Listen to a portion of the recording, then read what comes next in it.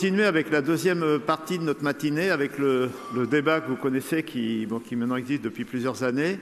Donc j'ai déjà appelé le président de France Gallo, Édouard de Rothschild, qui va être le premier intervenant.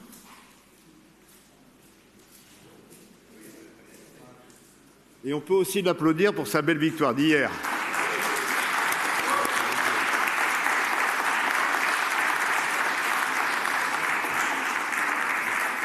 Merci beaucoup.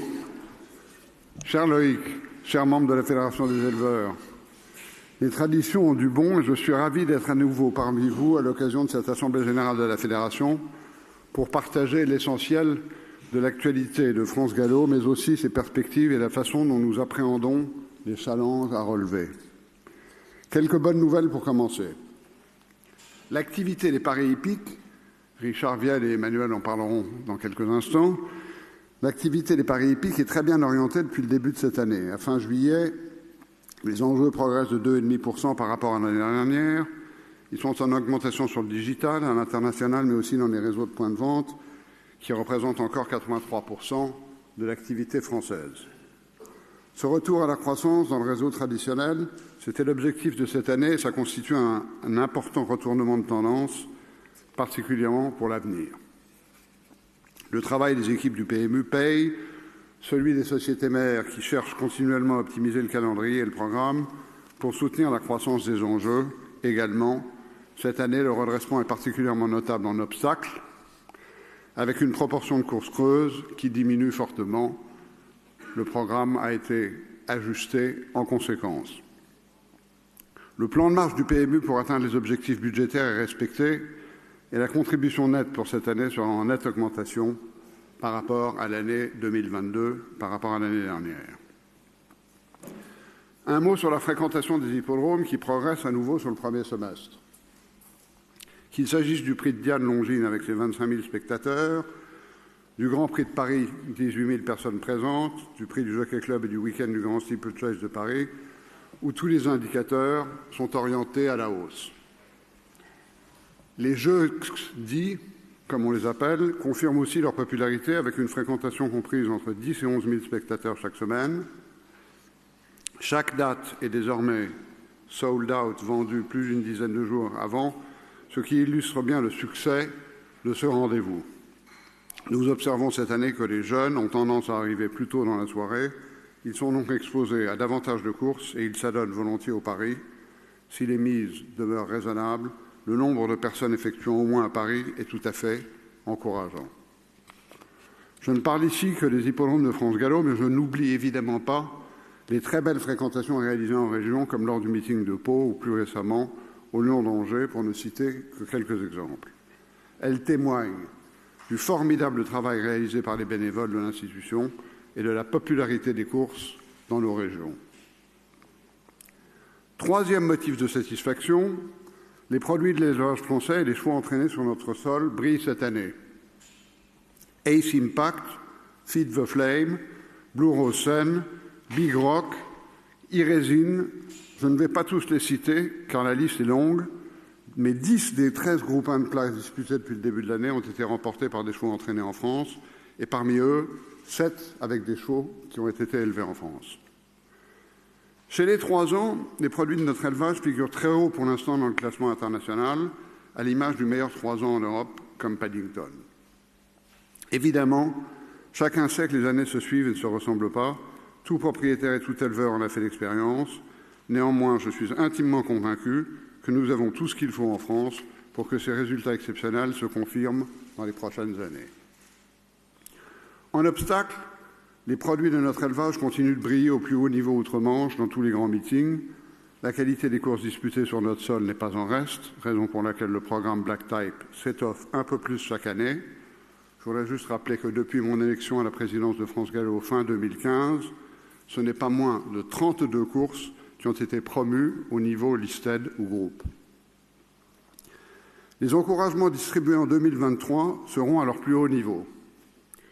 Pas loin de 290 millions d'euros d'allocations et primes seront distribués cette année. C'est un chiffre qui n'a jamais été atteint. Le conseil d'administration de France Gallo a fait un choix volontariste en augmentant le budget d'allocation de 10 millions par rapport à l'an dernier. Dans un contexte de forte inflation et de baisse des effectifs de chevaux à l'entraînement, cette mesure nous était parue nécessaire et toutes les entreprises de France Gallo pour dégager des moyens supplémentaires afin de pouvoir continuer à faire croître ces budgets d'encouragement. Cinquièmement, France Gallo est en très bonne santé sur le plan financier. France Gallo accusait des pertes depuis plusieurs dizaines de millions lorsque je suis arrivé à sa tête en fin 2015. Et en 2022, France Gallo a dégagé un résultat d'exploitation excédentaire et un résultat net de 43 millions, en partie, bien entendu, grâce à la plus-value de cession de l'immeuble de Boulogne. Ceci étant, l'excédent brut d'exploitation progresse chaque année et la trésorerie de l'association s'est fortement reconstituée, ce qui nous autorise à aborder l'avenir avec sérénité. Nous voilà avec des marges de manœuvre suffisantes pour investir et soutenir la politique d'investissement du PMU, qui nous est tout à fait essentielle et cardinale. Cette bonne santé financière retrouvée, elle nous permet aussi de supporter les effets conjoncturels de l'inflation sans avoir à réduire la voilure en matière d'encouragement, bien au contraire. Pour conclure sur ce tour d'horizon de la santé du galop, je voulais vous informer de la publication du baromètre du galop que nous avons présenté lors du comité de juin et que vous pourrez trouver sur le site internet de France Gallo. Ce document de référence, qui sera actualisé chaque année, trace l'évolution historique de tous les indicateurs pertinents de la filière des courses du galop, marché des paris hippiques, élevage, courses, compétitivité, vente, fréquentation, audience. Nous avons tâché de produire un baromètre aussi complet que synthétique. Quelques mots maintenant sur les gros projets qui mobilisent les élus et les équipes de France Gallo et sur les challenges à relever au niveau de notre filière. Inverser la tendance des effectifs de chevaux à l'entraînement. C'est un point tout à fait déterminant.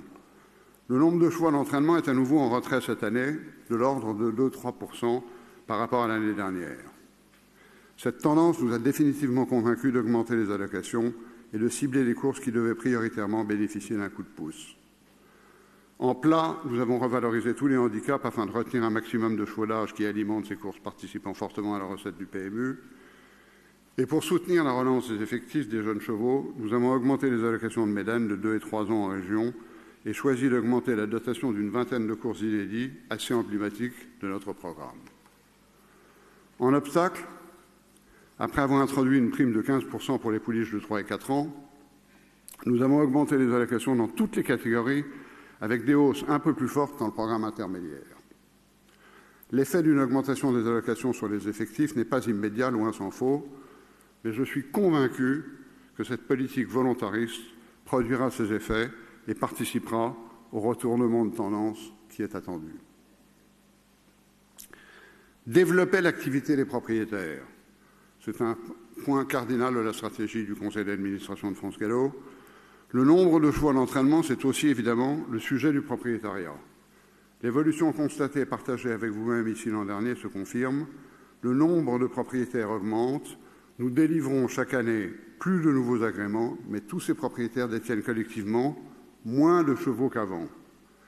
Ils s'associent plus entre eux, mais ont plutôt globalement réduit la voilure depuis la crise du Covid. Comme vous l'avez sans doute lu, le conseil d'administration a fait de la relance du propriétariat une priorité absolue de cette dernière année de mandature. Une mission d'envergure a été confiée à Franck Walter. Sa grande expérience dans le métier du conseil et de la vie d'un propriétaire constitue une valeur ajoutée précieuse pour revisiter avec les équipes de France Gallo la politique en place en matière de recrutement et de fidélisation des propriétaires. Ce travail a démarré avec une étude quantitative à laquelle plus de 1100 propriétaires ont répondu. C'est une matière extrêmement riche qui a permis de proposer un programme composé d'une centaine d'initiatives à déployer dans les 3 ans qui viennent. Sous la houlette de Franck Walter, dont la mission se poursuit, les équipes sont déjà à pied d'œuvre pour attaquer l'exécution de ce plan. La priorité est donnée pour les premiers mois à l'amélioration de l'accompagnement des propriétaires tout au long de la procédure d'agrément. Cela se matérialisera par un suivi plus attentif des dossiers complexes, plus de proactivité pour informer les futurs propriétaires de l'état d'avancement de leur dossier et plus de services pour que ces nouveaux venus soient déjà accueillis comme des propriétaires, même si leur agrément n'est pas encore formellement délivré. Au-delà de cet exemple, ce simple exemple, nous communiquerons dans les semaines qui viennent sur les orientations retenues dans ce grand plan propriétaire. Un mot sur le nouveau siège de France Gallo.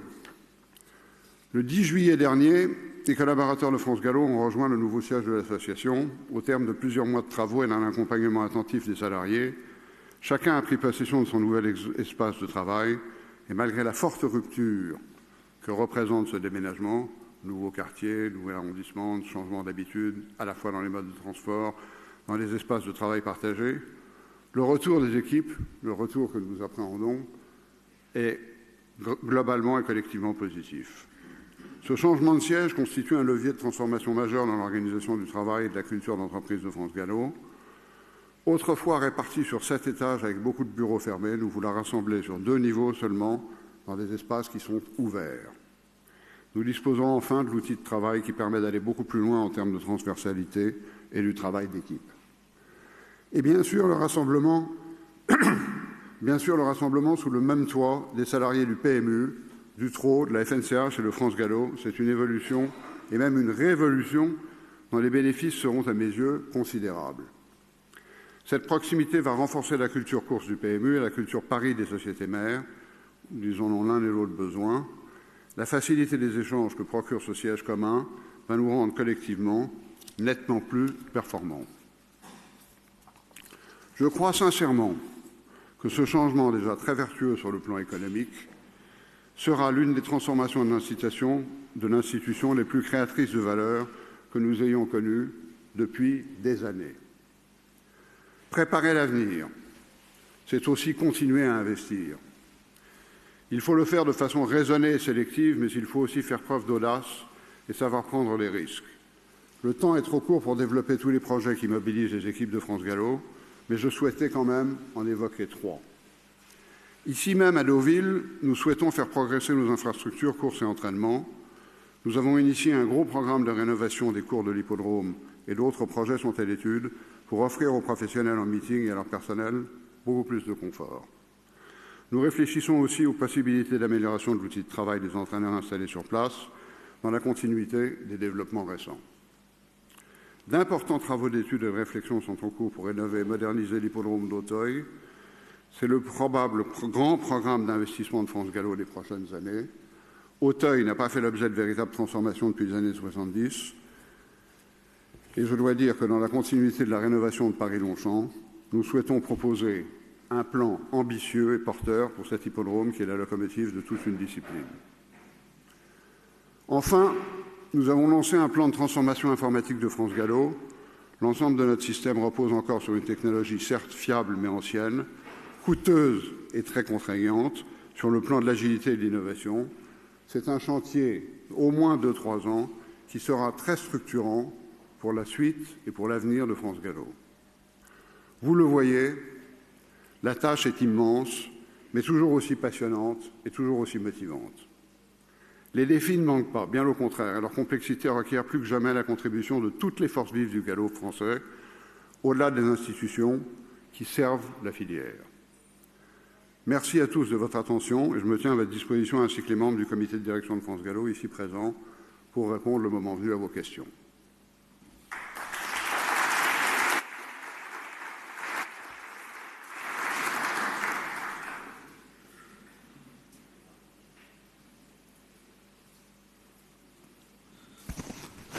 Merci, Président, pour votre intervention.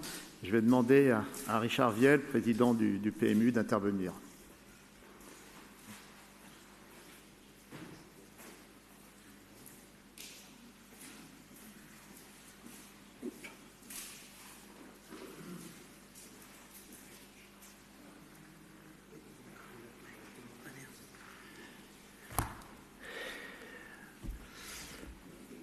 Bonjour à toutes et à tous. Écoutez, je me suis rendu compte hier que ça faisait 1 an, puisque finalement c'est la 2e année dans laquelle je suis présent ici, mais il y a 1 an je venais juste d'arriver. Et donc j'ai pris beaucoup de plaisir et beaucoup de joie finalement au cours de cette année pour être au cœur de cette filière extraordinaire. Et donc comprenez que c'est ma 2e année et que je souhaite bien sûr être encore là dans les prochaines si vous me faites confiance. Cette filière qui a plus de 100 ans, cette filière qui regroupe tellement d'acteurs pour faire un écosystème qui fait qu'au final, on a la chance au PMU d'être au cœur finalement de cet écosystème. Alors, le PMU a une vocation de base, c'est bien sûr ces 3,5 millions de clients et d'avoir une proximité avec ces clients qui ne cesse de s'améliorer et de s'accroître pour être capable de mieux les traiter et de permettre à ce que cet écosystème continue à vivre le plus longtemps possible. C'est un écosystème dans lequel on retrouve bien sûr les entraîneurs, les propriétaires, les jockeys, les joueurs et aussi bien sûr les commerçants qui, sur plus de 13 800 points de vente, finalement, permettent à ce qu'il y ait 550 000 à peu près transactions par jour et qui fait qu'en final, on a le plaisir de vous restituer 100% de ce que l'on gagne pour permettre finalement à la filière dans son ensemble, mais aussi à vous en partie, de vivre sur le long terme. Le PMU, c'est un grand paquebot. C'est un paquebot important, hein, c'est des milliards, c'est des millions de clients, c'est des machines assez conséquentes et importantes, et je reviendrai un petit peu là-dessus. Et on ne peut pas faire évoluer le PMU sans une approche de temps long. Les à-coups à droite à gauche ne marchent pas. C'est une approche qui est progressive, avec des investissements significatifs qui permettent de franchir des étapes. Alors, de l'expérience que j'ai eue dans d'autres vies, mais surtout ma liberté de penser, sachez que je suis quelqu'un qui a une très grande liberté de penser et qui continuera à l'avoir. L'un des objectifs que nous avons, c'est de mettre l'ensemble de l'équipe du PMU au service de la filière, et sachez que tous les collaborateurs d'Emmanuel ont comme vocation de, le matin, le midi, le soir, penser à faire vivre la filière et à générer du revenu qui permettra à la filière de vivre. Si je devais vous parler du PMU et le regard que j'ai sur cette entreprise extraordinaire, je l'évoquerai en 5 points. Le premier des points, ce qui est peut-être le côté le plus surprenant, c'est que le PMU est d'abord une société technologique. C'est une société technologique qui doit marcher 7 jours sur 7, avec des systèmes techniques et informatiques, des systèmes de distribution, 7 jours sur 7, 24 heures sur 24, avec maintenant le digital, 365 jours par an. Mais au-delà du fait que c'est ça, c'est aussi avoir une fiabilité très importante, et aujourd'hui, cette entreprise-là. Le deuxième volet, c'est que c'est une entreprise qui exporte, bien sûr, l'excellence française dans le domaine des courses, et on est présent dans 60 pays, on a plus de 120 partenaires. Si vous donnez une idée de cette caractéristique, de ce que l'entreprise véhicule en termes d'image dans le monde entier. Troisièmement, c'est cette proximité avec les points de distribution. Maintenant, on est plus de 13 500 points de vente, et c'est sur la totalité du territoire. Et c'est ce côté proximité qui est source de sécurité pour le long terme. Enfin, c'est une entreprise qui doit innover. Alors l'innovation, vous allez me dire, comment innover quand la plupart des produits et nos catalogues produits finalement datent de plus de 30 ans? Eh bien, à un moment donné, il faut faire des ruptures. Alors faire des ruptures, c'est tester des choses. Tester des choses, ça ne veut pas dire qu'on est successful à chaque fois, ça veut dire au moins tenter, au moins imaginer des choses nouvelles. On est allé voir dans le NFT pour se rapprocher du gaming et faire que finalement, peut-être un jour, Stables, ou les produits qui seront autour, seront l'équivalent de FIFA dans le football et feront que finalement, ceux qui aiment jouer à FIFA se mettent à faire du football, comme ceux qui aiment être dans Stables parient dans les courses. Aujourd'hui, c'est déjà le cas avec 80% des gens qui finalement sont dans Stables, ont envie d'aller de l'autre côté. Mais pas que, c'est aussi le Big Five, donc la première offre verticale qui a trouvé bien sûr son marché et ses clients. C'est aussi les applications partenaires vis-à-vis des réseaux de distribution ou les applications points de vente qui là aussi sont nécessaires pour faire que l'accompagnement de nos 3,5 millions de clients se fasse de manière rapide, intégrée et automatique. Et peut-être le dernier point qui caractérise le PMU, c'est cette force extraordinaire d'être finalement, et c'est peut-être cela dont on doit être le plus fier, c'est que son est nourricier pour l'écosystème et les 60 000 personnes qui vivent grâce finalement au pari qui existe. Et c'est ça qui me paraît peut-être le plus important. Et il faut le refaire chaque année, et chaque année, il faut recommencer à nourrir. Je ne peux pas résister à une petite remarque sur c'est quoi la différence entre PMU nourricier ou The Turf nourricier. Alors qu'on soit clair, 100% de ce que l'on gagne en marge au PMU est restitué à la filière. 100% que ce que gagne The Turf, non, il en garde un bout pour lui. Le reste, il vous en donne un tiers de ce que le PMU vous donne. J'aimerais qu'on ne l'oublie jamais. À moins que, bien sûr, ce soit une opportunité pour tripler, finalement, le nombre de gens qui se mettraient à jouer sur le PMU. Et à ce moment-là, il y aura un arbitrage très clair. Tout ceci pour vous dire que je trouve le PMU extraordinaire. Ceci étant, on ne peut pas se permettre d'être immobile. On ne peut pas se permettre d'être immobile, on ne peut pas aussi se faire tout le temps de l'autosatisfaction. Est-ce que finalement on est les meilleurs des meilleurs? La réponse est on peut toujours progresser, on peut toujours s'améliorer et on peut toujours faire mieux. C'est ma devise et en ce qui concerne le PMU, Emmanuel et moi, on pense qu'on a cette force pour permettre ces évolutions. Et on doit se projeter dans le long terme. Parce que finalement, sur le long terme en particulier, je suis le dépositaire de cette évolution qu'on doit amener au PMU. C'est quoi les défis finalement du PMU pour les années qui viennent? Écoutez, tout d'abord, il nous faut aussi des courses efficaces. Alors le paradoxe des courses efficaces pourrait surprendre. Est-ce qu'une course efficace, c'est d'avoir 24 chevaux? Est-ce qu'une course efficace, c'est d'avoir 9 chevaux? Ou est-ce une course efficace, c'est d'avoir 14 chevaux?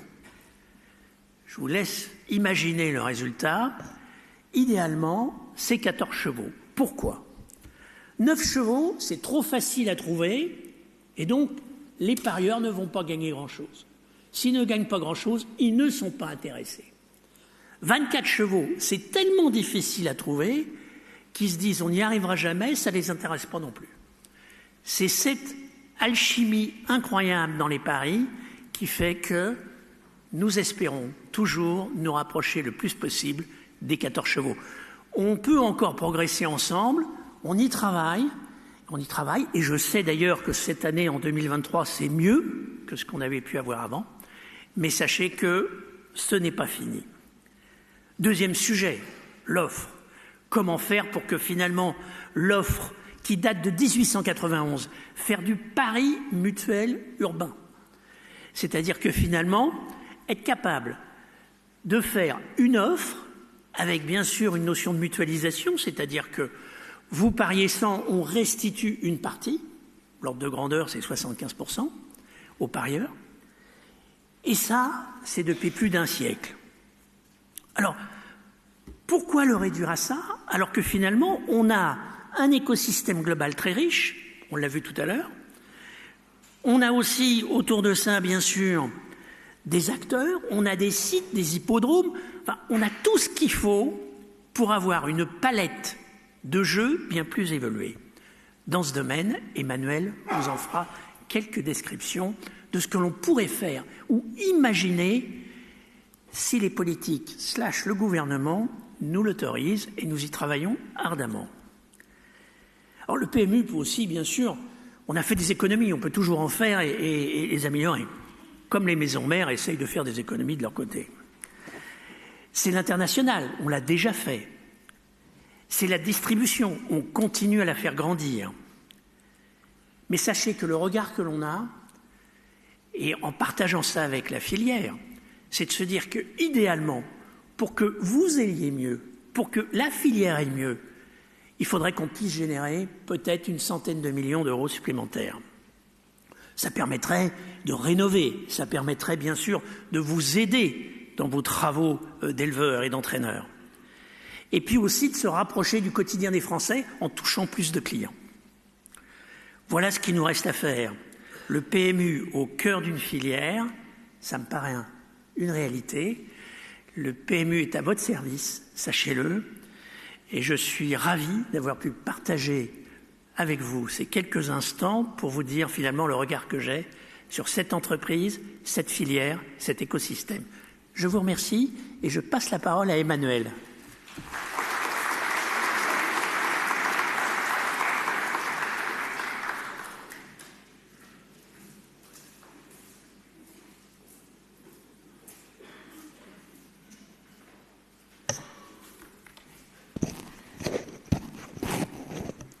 Bonjour à tous. Tout d'abord, je voulais commencer par vous dire que je suis très heureuse d'être parmi vous aujourd'hui après ce premier mandat en tant que directrice générale du PMU. Au fil des ans, grâce au président Malivet et comme l'a dit Richard, ce rendez-vous en quelque sorte l'événement de rentrée de la filière. Alors, de mon côté, je voulais profiter de cette occasion pour vous parler de l'entreprise, des résultats et des perspectives. Tout d'abord, vous le savez, la fin de notre premier semestre 2023 a été marquée malheureusement par les émeutes qui a fortement endommagé plus de 240 de nos points de vente. Je tiens encore une fois à profiter pour remercier les équipes qui ont été sur le terrain dès le début et aussi à redire aux commerçants que nous sommes à leur côté pour traverser cette période difficile. Mais malgré cela, nous avons enregistré de très bons résultats, comme l'ont dit déjà Richard et Édouard.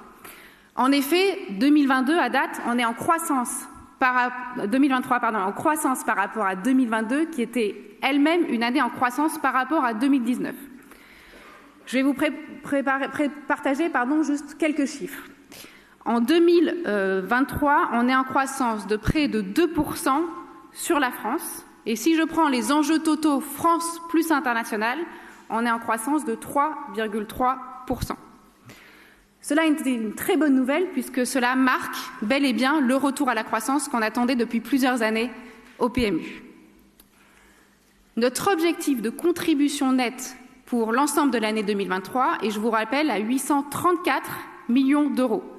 Si j'enlève à ça la taxe affectée qui est reversée par l'État, cela veut dire que nous allons reverser, comme pour objectif, 785 millions d'euros en 2023. Cela représente 10 millions d'euros de plus que ce que nous avons fait l'année dernière. Alors, ces résultats sont le fruit d'une forte abnégation. Les équipes travaillent au quotidien pour délivrer, mettre en place un certain nombre de projets. Et je voudrais en partager quelques-uns avec vous. Alors, je ne vais pas tous les partager parce que ça serait un peu trop long, mais je vais en partager quelques-uns. Tout d'abord, par exemple, les super samedis. Je ne sais pas si vous êtes familier avec ce rendez-vous. C'est un rendez-vous qu'on a mis en place une fois par mois avec des courses exceptionnelles, mais aussi des temps d'animation et de promotion très fortes qui permettent à nos clients de se donner rendez-vous et de revenir jouer les premiers samedis du mois. Ensuite, Richard en a parlé, nous avons lancé par exemple le Big 5, qui est le premier pari vertical, qui était une demande et une attente forte de nos parieurs, avec une promesse marketing importante, puisqu'en fait, pour 1 euro joué, vous pouvez maintenant gagner en moyenne 20 000 euros. Et c'est aussi une prouesse technologique, puisque nous avons mis en place ce pari dans notre nouveau serveur de jeu, mais j'y reviendrai un peu plus tard. Nous avons également lancé cette année le projet Stables, qui est un projet, vous le savez, de NFT, qui a répondu à nos attentes, même légèrement au-delà de nos attentes. Nous avons aujourd'hui 35 000 membres actifs dans ce jeu, avec un taux de participation de plus de 80%. C'est-à-dire que ceux qui ont des chevaux NFT participent activement en engageant leurs chevaux dans les courses. Mais au-delà de ces chiffres, ce qu'il faut comprendre, et Richard en a parlé, c'est que Stables représente une étape importante dans notre transformation, incarnant notre détermination à nous réinventer. En ligne avec notre plan stratégique de 2025, nous souhaitons clairement affirmer notre volonté de passer du pari aux jeux hippiques. Et Stables se positionne en quelque sorte comme un porte-étendard de ces projets de jeux hippiques sur lesquels nous reviendrons et que nous allons lancer dans les mois et les années à venir. Alors, comme l'a dit Richard, ce n'est que le début. Le PMU innove et doit continuer à le faire. Alors, je souhaitais aussi profiter de ce moment pour faire un retour, puisqu'on est à fin août, sur l'été qui vient de se dérouler. Quelques chiffres là aussi. Le mois de juillet a clôturé les enjeux Hippique France à 644 millions d'euros, Donc pour vous donner une idée, c'est quand même 20 millions de plus seulement sur le mois par rapport à ce qui avait été enregistré en 2022. Au global, si on prend France et international, sur le seul mois de juillet, on enregistre 750 millions d'euros d'enjeux. C'est un résultat qu'on n'avait pas atteint depuis 2012. Alors sur les premières semaines du mois d'août, on a aussi des bons résultats. Je tiens à saluer l'impact des partants qui est positif. Il faut qu'on continue ce travail. C'est un élément très important, vous le savez, dans notre chiffre. Et il faut que ça soit le cas tout au long de l'année. Ce que cela montre aussi, c'est que le fait d'animer, de recruter, de fidéliser nos clients sont en train de payer et de porter leurs fruits. Je voudrais aussi parler du fait que ces résultats sont atteints par le travail quotidien des équipes et par le fait que pendant tout l'été, on avait un objectif fort de garder un maximum de points de vente ouverts, puisque vous le savez que c'est un peu le défi de garder tout notre réseau de points de vente pendant la période des vacances. Là aussi, un chiffre, cette année, on a 300 points de vente de plus ouverts par rapport à la même semaine de l'année dernière. On affiche aussi des bons résultats sur l'international, avec une présence, et Richard aussi l'a mentionné, dans plus de 60 pays à travers le monde. Donc tout ça pour vous dire qu'on a des bonnes performances, mais il faut continuer à se remettre en question et il faut qu'on continue nos efforts pour atteindre notre objectif ambitieux sur 2023, puisque l'année est loin d'être finie. Alors cela est une transition toute trouvée pour la suite, puisque je voudrais vous parler de quelques projets, pour le coup, pour les mois qui viennent. En premier lieu, je vous donne rendez-vous à la rentrée pour l'inauguration officielle des premiers paris mutuels urbains. C'est un nouveau concept qu'on est en train de lancer, qui va voir le jour à la rentrée, pour reconquérir les centres-villes des grandes métropoles françaises, puisqu'on a vraiment un enjeu de se repositionner sur ces centres-villes. Ce sont, vous le verrez, des commerces premium, élégants, je dirais à cheval entre la modernité et la tradition. Nous avons vraiment la volonté de redorer l'image du PMU et de faire honneur au bistrot à la française. Deuxième projet dont je voudrais vous parler, c'est bien évidemment la nouvelle formule du quintet, qui est très attendue par nos parieurs. Alors le quintet, c'est un produit particulier, puisqu'en fait, il y a deux clientèles. Il y a la clientèle occasionnelle et il y a la clientèle turfiste. Donc on a essayé de faire plusieurs formules ces derniers mois et années, et souvent on a réussi à contenter une clientèle, mais on mécontentait par ailleurs une autre clientèle. Je pense vraiment qu'avec la nouvelle formule, qui permet, vous allez le voir, une meilleure fréquence de gains, mais aussi des gains plus élevés potentiellement, ça permettra de contenter les deux populations, et c'est là tout l'enjeu de ce produit. Enfin, dernier projet dont je voudrais mentionner, c'est la migration vers le cloud de la data, qui sera définitivement actée à la fin de l'année. C'est un gros projet sur lequel on s'était engagé et qui va être mis en œuvre. Cela permettra d'être beaucoup plus agile en termes de data et d'enfin être au meilleur standard du marché. Mais la data, c'est qu'une brique, puisqu'on est en train, en gros, si vous voulez, alors le SIC, c'est le fameux système d'information du PMU qui est très vieillissant, on est en train de le découper par morceaux et on va moderniser brique par brique l'ensemble de ce système. Ça va prendre plusieurs années. Ça correspond en gros à changer le moteur d'un avion en plein vol, donc c'est un vrai défi, mais c'est vraiment indispensable pour l'avenir du PMU et c'est pour ça qu'on est en train d'investir massivement sur ce projet pour les mois et années qui viennent. Alors au-delà de ces projets, au second semestre, nous allons également mettre en avant deux produits. Le premier, c'est le simple, qui est le produit, je dirais, le plus populaire parmi nos clients. Mais aussi, nous allons mettre en avant la nouvelle formule du quintet qui va voir le jour au mois de novembre. Ces grands moments de mise en avant de nos paris seront soutenus par une nouvelle proposition publicitaire que nous avons travaillée ces derniers mois, qui sera, je dirais, davantage en ligne avec nos nouveaux plans stratégiques à 2025. Et toutes ces campagnes et ces temps d'animation seront renforcés par des nouveaux partenariats médias dont je laisserai Pierre Robert vous en expliquer le détail.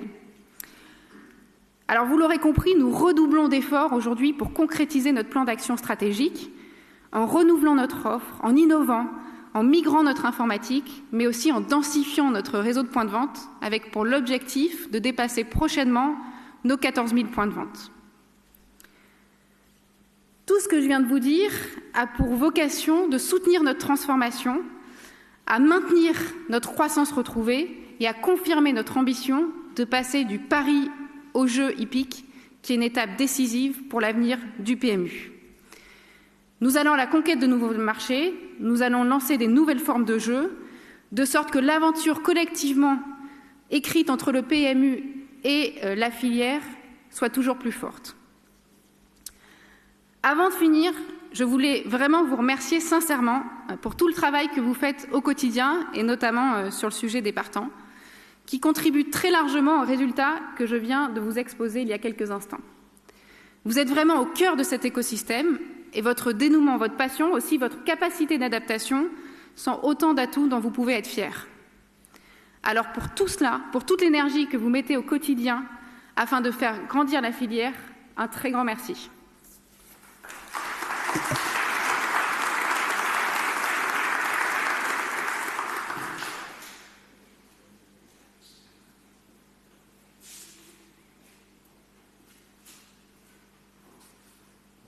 Je vous remercie, PMU, pour vos interventions et je vais passer la parole à Pierre Robert pour Equidia.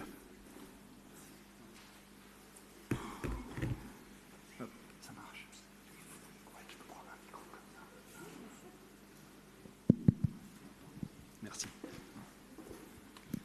Bonjour à toutes et à tous. J'ai un avantage sur mes prédécesseurs et Emmanuel, j'ai un support. Mais écoutez, très heureux d'être parmi vous cette année. Effectivement, comme l'évoquait Emmanuel, c'est un peu la rentrée pour nous lors de cette assemblée et de cet échange. Richard Viel évoquait son premier anniversaire. Moi, j'étais là depuis 1 an et demi lors de la précédente intervention l'année dernière. Donc, je vous avais un peu fait un rapport d'étonnement sur mon regard sur les activités médias et notamment sur Equidia. Cette année, je vais vous faire un point rapide sur les développements et les nouveautés que nous avons lancés tout au long de cette année, sur les performances des supports médias, c'est important de le souligner, et puis sur les principaux développements en cours. Et puis ensuite, je répondrai à toutes vos questions. Nous répondrons, je crois, à toutes vos questions, évidemment, sur ces différents sujets.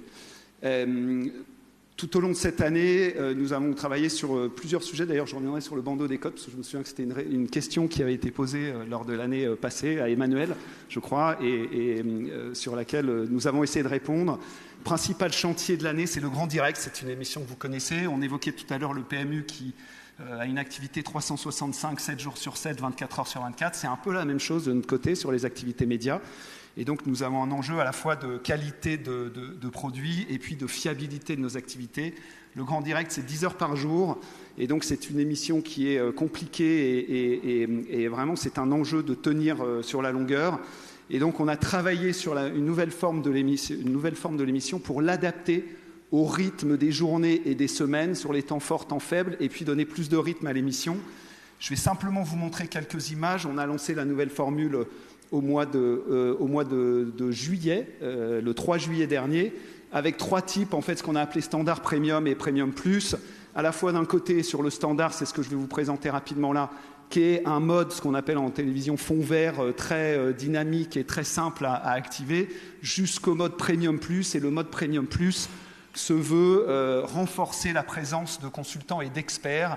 Vous le verrez tout à l'heure, dans les études ressortent l'importance des experts sur les antennes d'Equidia. Le mode standard, je vous montre quelques images.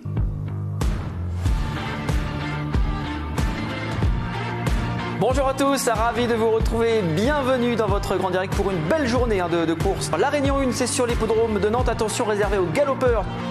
Les temps forts du jour avec bien sûr le quintet. Et il y a Royal Ascot, évidemment, à suivre donc à partir d'aujourd'hui. Allez, on va regarder les partants de cette épreuve. Winner Horse, c'est le favori, grand favori de cette course. On va être offensif avec un mini multi en 6, un ticket unitaire à 3 €. Là, aujourd'hui, c'est magnifique. Ouais, je serais déçu si elle est pas en étroit. Il s'élance à l'instant même donc pour cette première épreuve. Numéro 2, Fanjo de Crépin s'impose. La deuxième place pour Gucci de Barbe qui a très bien terminé. Allez, on revoit justement la dernière haie.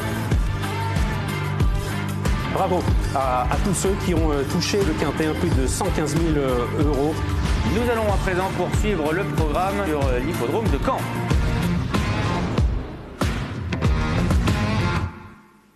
Le principe, c'est un programme plus souple, plus dynamique, c'est d'être encore plus au cœur des événements et donc sur les hippodromes, et puis un habillage que vous avez vu aussi qui se veut plus dynamique et qui a vocation à renforcer l'engagement des téléspectateurs.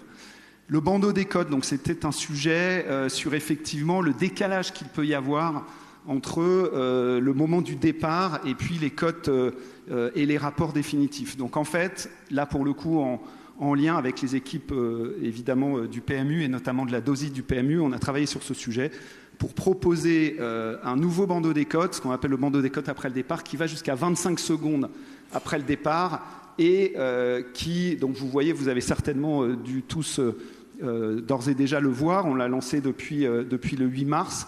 Et en fait, ça sont les résultats de ce nouveau projet, où vous voyez, la première ligne, c'était la situation précédente lorsqu'on était vraiment sur les cotes et la masse d'enjeux au départ. Et aujourd'hui, la deuxième ligne, c'est ce que ça donne donc, au bout des fameuses 20 secondes, parce qu'on a 20 secondes de recalcul, plus 5 secondes d'affichage, et le rapport définitif qui évidemment est à 100%. Donc on se rapproche petit à petit, on continue à travailler ce sujet.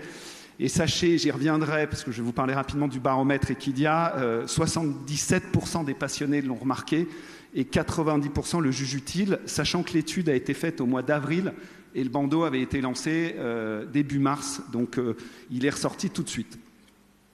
Les notes Equidia, là aussi dans une logique d'apporter plus de services, de renforcer l'engagement, d'aide à la prise de paris, on a lancé cet outil qui est pardon, je vais revenir une seconde, qui est en fait alors ce sont vraiment les équipes d'Equidia et les experts qui ont travaillé sur ce projet, qui cumulent c'est un algorithme qui synthétise 7 critères clés afin de donner une note sur les chevaux au départ.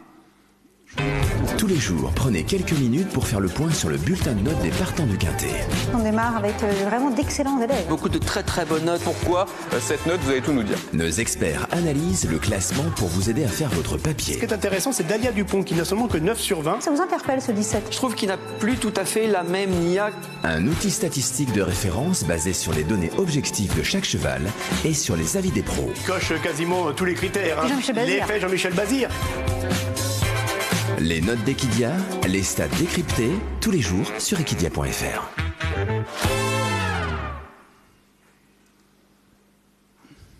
Voilà, donc là aussi, 85% des passionnés connaissent dorénavant les notes et 70% les jugent intéressantes. Les notes ont été lancées pour le coup en décembre. Le tracking, donc on a travaillé cette année effectivement sur le nouveau mode d'affichage du tracking pour les courses du galop, avec notamment le rajout du compteur, de l'état du terrain et la dissociation, vous avez pu aussi le constater sur les antennes d'Equidia, entre la tête de course et le peloton. Et enfin, les nouveaux partenariats médias, Emmanuel en parlait. Alors, c'est important, je pense, de le souligner parce que peut-être que vous aurez pu lire aujourd'hui que nous étions de nouveau en partenariat avec les groupes Altis et les groupes M6 et donc vous dire on a simplement renouvelé. Là vraiment ça a été un travail conjoint avec Emmanuel et les équipes des partenariats du PMU. Nous étions là nous en support et en accompagnement pour ces partenariats, mais on a donc renouvelé avec le groupe M6 et le groupe Altis. Mais ce qui est important, je ne vais pas revenir sur tout le dispositif, mais vous soulignez une ou deux nouveautés, notamment avec le groupe M6. Vous savez qu'on diffuse 4 grands prix par an. Et en fait, dans le cadre du nouveau partenariat, on a obtenu le fait que chaque semaine, chaque dimanche, on puisse couvrir le Quintet dans l'émission Sport 6 d'M6 et le midi et le soir. Sport 6, pour info, c'est 2,5 millions de téléspectateurs en moyenne. Donc on parlait, et Richard évoquait la notion, l'importance de la visibilité des courses dans le quotidien des Français. Ça permet de donner une visibilité beaucoup plus importante aux courses avec ce genre de dispositif. Côté Altis, un exemple là aussi de nouveauté, c'est qu'il y a un enjeu de promotion du pari en amont des courses. On est souvent sur la couverture, mais on était assez limité en promotion en amont des courses. Et donc, dans le cadre du partenariat avec le groupe Altis, dorénavant, on a sur RMC Découverte tous les dimanches 2 programmes courts le matin, dans la matinée et à l'heure du déjeuner, pour promouvoir le Quintet du jour. Et donc ça donne, c'est ça je pense pour vous qui est très important, lors du précédent partenariat, donc dernière année c'était 2022, on était sur en synthèse, ça ce sont des contacts potentiels, j'ai essayé de vous simplifier la lecture de ces éléments, sur 18 millions et 19 millions pour les semaines de Grand Prix. Et que dorénavant, via le nouveau partenariat, alors je ne vous ai pas parlé tout à l'heure, mais il y a également RTL dorénavant qui est associé au dispositif, on est sur un potentiel de 28 millions sur les semaines classiques et de 31 millions sur les semaines de Grand Prix, ce qui fait un potentiel qui est à plus que doublé dans le cadre de ces nouveaux partenariats. Quelques indicateurs sur les performances des supports Equidia, sur les audiences TV. Là, ça vous donne un regard un peu sur les perfs du quintet semaine. On est à 70 000 téléspectateurs en moyenne et du quintet week-end. Là, je vous parle de la chaîne Equidia. Mais ce qui est important pour vous, je pense, c'est ça. C'est que ça, c'est le cumul entre nos supports et les supports partenaires qui vous donnent un ordre d'idée sur les performances des courses. Et donc, le quintet semaine, il est plus ou moins à 270 000 téléspectateurs. Le quintet week-end à 339 000 et donc les Grands Prix à 900 000. Sachez que ce sont vraiment des performances qui sont tout à fait notables et qui sont loin d'être de petites performances aujourd'hui dans le marché de la télévision actuelle. Sur les audiences digitales, là aussi, j'ai essayé d'illustrer, c'est compliqué de benchmarker, mais pour vous donner un peu des indicateurs. Mais aujourd'hui, sur le site Equidia, on est en moyenne à 1 million de visiteurs chaque mois, là où un site comme Génie est à 1,2 million. Voilà, c'est pour vous donner des ordres d'idées. Et ça, c'est assez intéressant pour vous, puisque comment se comparer à d'autres sports? Aujourd'hui, sur les réseaux sociaux d'Equidia, on fait en moyenne 36 000 téléspectateurs sur le quintet. Là où, exemple sur l'équipe, lorsque l'équipe diffuse de la Ligue 2, il fait en moyenne 50 000 téléspectateurs. Donc vous voyez qu'on n'est pas du tout ridicule face à des sports qui sont des sports plus importants. La Leaders Cup, c'est l'équivalent de la Coupe de France en basket. Vous voyez qu'ils sont à 28 à 42. Et ça, c'est juste à titre indicatif sur les supports. Un sujet extrêmement important, c'est qu'on est très concentré sur la chaîne Equidia, mais sachez qu'aujourd'hui, les relais de croissance, ils sont essentiellement sur les supports digitaux et que les supports digitaux ont un deuxième avantage, c'est qu'au lieu d'être monocanal, ils sont multicanaux et donc nous permettent d'adresser et d'aller sur des sujets et de donner encore plus de visibilité à nos activités via ces réseaux. Le baromètre, je l'évoquais tout à l'heure, donc Édouard de Rothschild évoquait le baromètre France Gallo. Pour nous, c'est un peu notre... Il y a évidemment nos performances, je viens de les évoquer, mais aussi c'est un peu notre boussole. Et cette année, donc, les principaux résultats du baromètre, sur évidemment l'enjeu des informations, mais aussi une de nos activités, c'est le soutien à la prise de Paris et le soutien aux équipes du PMU, où ressort cette année, je pense que les notes, je pense que tous ces sujets ont joué, plus 8 points sur l'aide à la préparation des paris.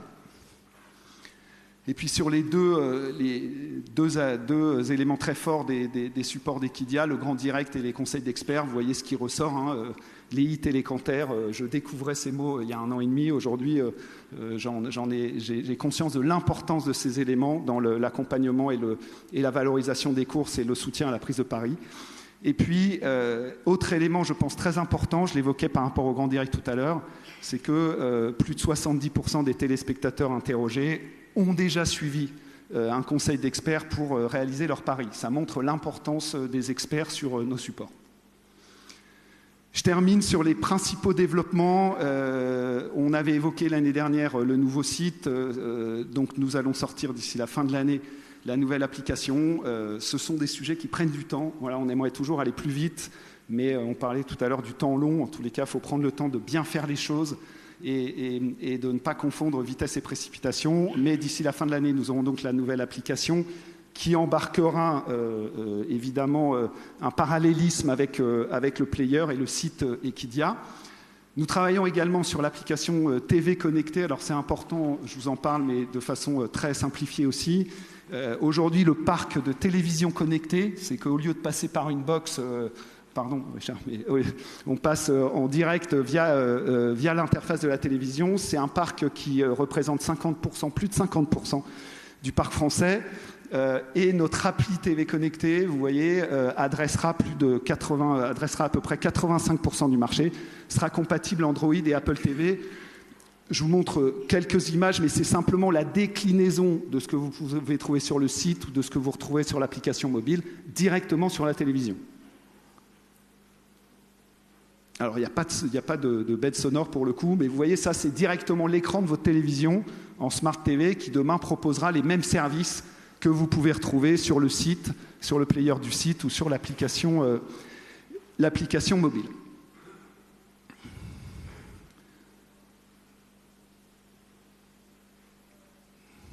Voilà. Et enfin, je termine avec un nom un peu barbare, ce sont les chaînes FAST, mais ce que je voudrais vous montrer sur les chaînes FAST, je vais aller directement à la deuxième slide. On dit souvent dans l'industrie des médias que les États-Unis ont entre 3 et 5 ans d'avance sur nous. Et vous voyez qu'aux États-Unis, en 2022, l'audience des supports digitaux est passée au-dessus de l'audience des supports télé traditionnels. Et donc les chaînes FAST, en fait, c'est assez simple, sont des chaînes qui sont des supports, j'évoquais le multicanal tout à l'heure, sur les supports numériques, on peut éditorialiser des chaînes, donc événementialiser des chaînes autour d'un meeting comme Deauville, autour d'un Grand Prix comme l'Arc de Triomphe, autour de l'élevage, autour du propriétariat, etc. Et donc ça, c'est ce qu'on est en train de développer parce que ça nous permettra, notamment sur des sujets qui vous tiennent à cœur, j'imagine, d'adresser encore plus largement le public et tout l'écosystème et tout notre environnement. Voilà, je vous ai fait le tour rapidement. Merci, juste un petit mot pour finir. J'ai essayé de résumer ce qui nous anime. Nous, on a une mission, c'est de répondre aux attentes de l'institution dont vous faites partie, de notre secteur d'activité, de notre écosystème. Moi, j'avoue que de la même façon que Richard, j'ai découvert cet environnement depuis 1 an et demi. Et c'est absolument passionnant de travailler pour une filière et d'être au service d'une filière. C'est ce qui nous anime. Sachez que les équipes médias que vous côtoyez, je pense, régulièrement sur les hippodromes, alors elles sont très exposées, puisqu'un média, c'est par définition exposé. Donc on a souvent des observations, souvent des critiques, mais en tous les cas, sachez qu'elles sont passionnées et qu'elles sont animées par l'envie de bien faire, et j'en profite pour les remercier. Donc c'est répondre aux attentes de l'institution, du PMU, des téléspectateurs et des parieurs. C'est évidemment notre mission, c'est de renforcer l'attractivité de nos supports et de renforcer l'engagement de nos téléspectateurs et parieurs, et l'expertise métier, l'innovation et la recherche de création de valeur sont au cœur de notre motivation, et nous occuperons de nouveau pour les prochains mois, encore une fois avec une volonté de faire rayonner les courses hippiques et d'être au soutien de la prise de paris en accompagnement des équipes du PMU. Voilà. Et j'en profite pour remercier les présidents Édouard de Rothschild et Jean-Pierre Barjon pour leur confiance et puis pour leur implication à mes côtés, Richard Vielle et Emmanuel, parce que c'est un vrai plaisir de travailler avec toutes les équipes du PMU et le comité de direction, et puis les équipes médias qui travaillent à mes côtés au quotidien. Merci à tous.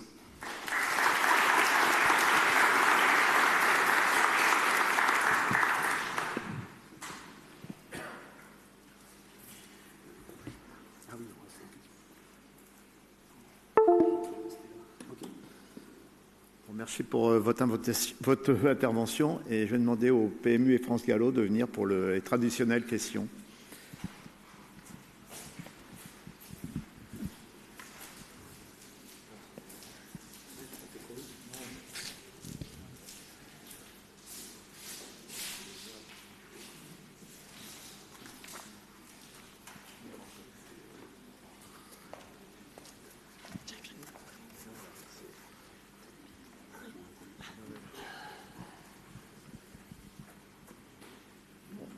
Est-ce que vous avez des questions? J'avais juste une question, juste pour rebondir tout de suite sur la présentation à propos d'Equidia. Je voulais savoir si vous aviez un avis sur l'appétit potentiel, surtout des turfistes, des contenus un peu plus qu'avait pu avoir à une époque sur les socioprofessionnels, sur la filière, sur ces choses-là. Et si vous partagez ces informations avec l'équipe du PMU, et si c'était le cas, quel levier ça pourrait avoir sur les enjeux, et sur l'appétence et le développement des paris, et donc s'il y avait quoi que ce soit à faire avec la fédération ou avec les associations professionnelles pour aider à produire ces contenus. Et dans cette veine-là, juste savoir si c'était confirmé que Equidia allait diffuser la cérémonie des trophées du personnel cet automne, qui selon nous pourrait aider à la théâtralisation et à la valorisation des gagnants de ces trophées. Alors, J'ai hésité à anticiper cette question, à y répondre lors de la présentation, parce que je savais qu'elle allait venir, et vous faites bien, et je vous remercie de me la poser. 3 choses. 1, les trophées du personnel seront bien diffusés sur Equidia. 2, les choix stratégiques qui ont été faits ces dernières années sont les bons, moi je pense, et notamment sur le fait de centrer vraiment la chaîne Equidia sur le pari.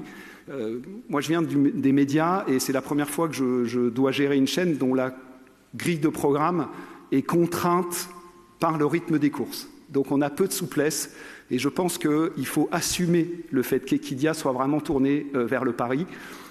Aujourd'hui, la chaîne Equidia est principalement, je vous donne mon point de vue, mais j'en suis assez convaincu, un outil au service des points de vente PMU. Voilà. Après, et c'est là où j'évoquais tous les supports digitaux, il faut voir qu'aujourd'hui, les supports digitaux, sur le quintet, on est à 50% de l'audience d'Equidia sur les supports digitaux. Donc, et elle ne va faire que croître, cette audience. Donc les supports digitaux, eux, doivent jouer et peuvent jouer ce rôle au service des socioprofessionnels et de la filière, encore une fois. Et je pense que là-dessus, dernier commentaire, effectivement, il y a une phase, on parle souvent de l'arrêt de Equidia Life, il y a une phase où on adressait un peu tout, puis on s'est recentré sur le pari. Et aujourd'hui, je crois qu'il y a de nouveaux enjeux qui émergent. Il a beaucoup été évoqué l'enjeu des partants, donc l'enjeu du propriétariat, donc l'enjeu de l'élevage. Et je pense qu'on doit jouer notre rôle sur ce sujet. Et donc on y travaille. J'évoquais les chaînes fast, c'est un sujet un peu barbare. Mais demain, on sera capable de créer une chaîne dédiée, événementielle ou pas, qui pourra focuser sur l'élevage et promouvoir l'élevage. Voilà, c'est un exemple. Donc, je pense que la chaîne Equidia, il faut assumer aujourd'hui qu'elle soit au service du pari, mais en revanche, les supports Equidia ont un rôle à jouer sur ces sujets. Non, bien sûr, mais ma question était plutôt de dire, est-ce que les parieurs auraient une appétence sur des contenus mettant en avant les professionnels derrière tous les hommes derrière toute cette filière-là, et est-ce que une connaissance plus précise de cette filière et de tout ce qui la compose pourrait aider, et un levier sur les paris par ce biais-là? C'était plutôt ça ma question, plutôt que de contenu pour les socioprofessionnels. Alors deux commentaires. On parle souvent de sport, et en sport, ce que recherche le téléspectateur, c'est l'événement, c'est le live. Donc il faut assumer là aussi que ce qui est recherché par les parieurs et les téléspectateurs, c'est essentiellement, je parlais tout à l'heure d'être au cœur de l'événement, c'est être sur les hippodromes lors des courses. 2, on a un rôle aussi à jouer de pédagogie et de culture et de développement de la connaissance de l'écosystème. Donc il faut qu'on trouve le bon équilibre. Voilà, il faut assumer de rester, mais si on parle audience, vous verrez que sur les programmes hors course, on voit que les audiences sont relativement faibles. Ça ne veut pas dire qu'il faut pas qu'on le fasse. Encore une fois, on a un rôle à jouer. Mais je pense que c'est essentiellement sur les autres supports qu'on doit jouer ce rôle. Bon.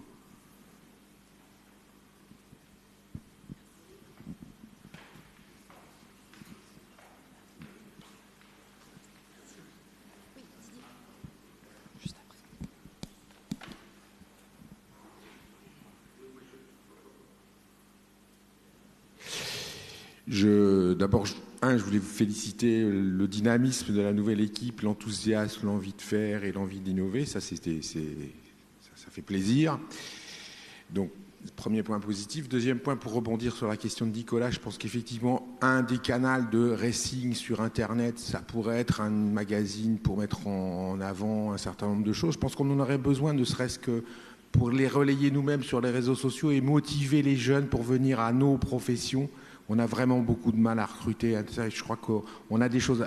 vous pourriez peut-être nous aider à ça aussi, à travers les canaux digitaux, comme vous dites. Troisièmement, un tout petit irritant, je vais vous en parler publiquement parce que je pense qu'il y a beaucoup de gens qui veulent me le partager. Moi, je suis un fan de racing, parce qu'en général, il y a une réunion qui m'intéresse, etc. Et entre les courses dans le racing, vous passez toujours la même musique depuis 10 ans. C'est très, très agaçant. Faites une playlist, ça va pas manger beaucoup de la marge pour la filière. Une playlist ou passez un accord avec FIP ou Radio Classique ou Radio Paradise, s'il vous plaît. Je sais pas si vous partagez ça, mais alors vraiment, c'est très très agaçant. C'est un petit irritant. C'est pas grand chose par rapport à globalement ce que vous faites, c'est très bien, quoi. Non, mais merci beaucoup, sincèrement. Alors, sachez qu'on ne paye pas de droit à la SACEM sur Racing, donc c'est aussi un de nos sujets. Donc, on a des boucles, effectivement, pas toujours très agréables. Non, mais deux observations. Vous voyez, vous évoquez la notion de magazine. Aujourd'hui, on a un canal qui s'appelle Racing Mag, mais qui n'est pas visible, parce que justement, il n'est pas... exactement, vous voyez. Et ça fait vraiment partie, moi je vous le dis, parce que je suis aussi très attaché à cette partie-là, ça fait partie des chantiers. Quand on se reverra l'année prochaine, mais ça ne sera pas en juillet de l'année prochaine, ça sera, j'espère, d'ici la fin de l'année, vous verrez qu'on aura totalement retravaillé cette partie-là, qu'on aura retravaillé aussi la promotion de cette partie-là, la visibilité de cette partie-là, le marketing de cette partie-là, parce qu'aujourd'hui, d'ailleurs l'année dernière, je me souviens avec une des personnes qui était ici, on avait ensuite déjeuné ensemble, elle ne connaissait pas l'offre Racing.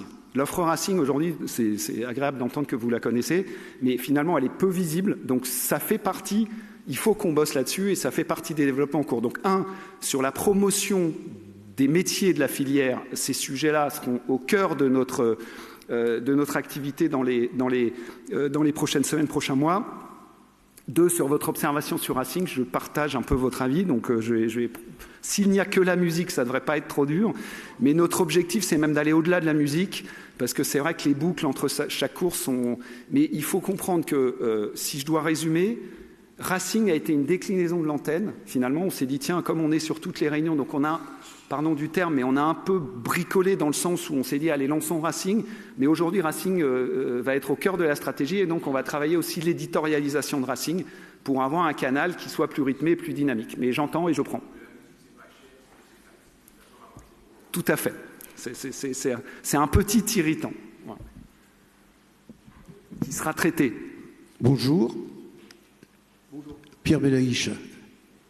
Merci d'abord à M. Malivet. C'est toujours extraordinaire de venir à votre réunion. Je vous remercie grandement. J'ai une question pour les 3 préposés. 3 questions, c'est-à-dire une à chacun. Alors, pour M. Robert, parce que là, on entend parler sur la férule de M. Barjon. Il nous parle d'une évolution de l'organisation d'Equidia. J'ai bien dit une évolution de l'organisation comme entité indépendante, c'est-à-dire ne faisant plus partie de la filière. Donc, je voudrais bien avoir votre avis là-dessus.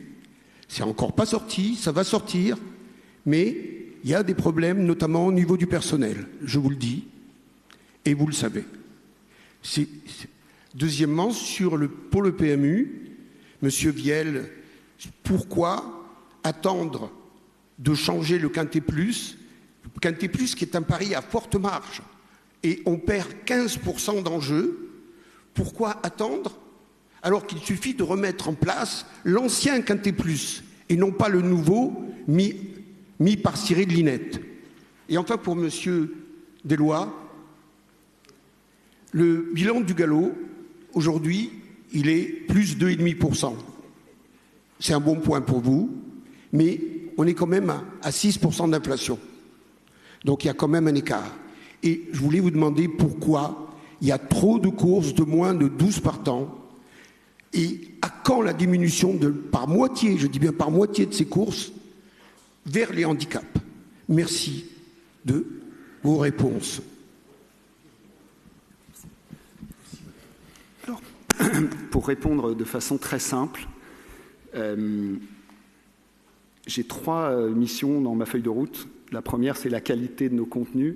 Et j'ai essayé de vous en parler aujourd'hui. La deuxième, c'est la médiatisation des courses. J'ai essayé aussi de vous en parler. Et la troisième, c'est le fonctionnement de notre organisation. Nous travaillons sur un projet d'évolution du fonctionnement de nos activités.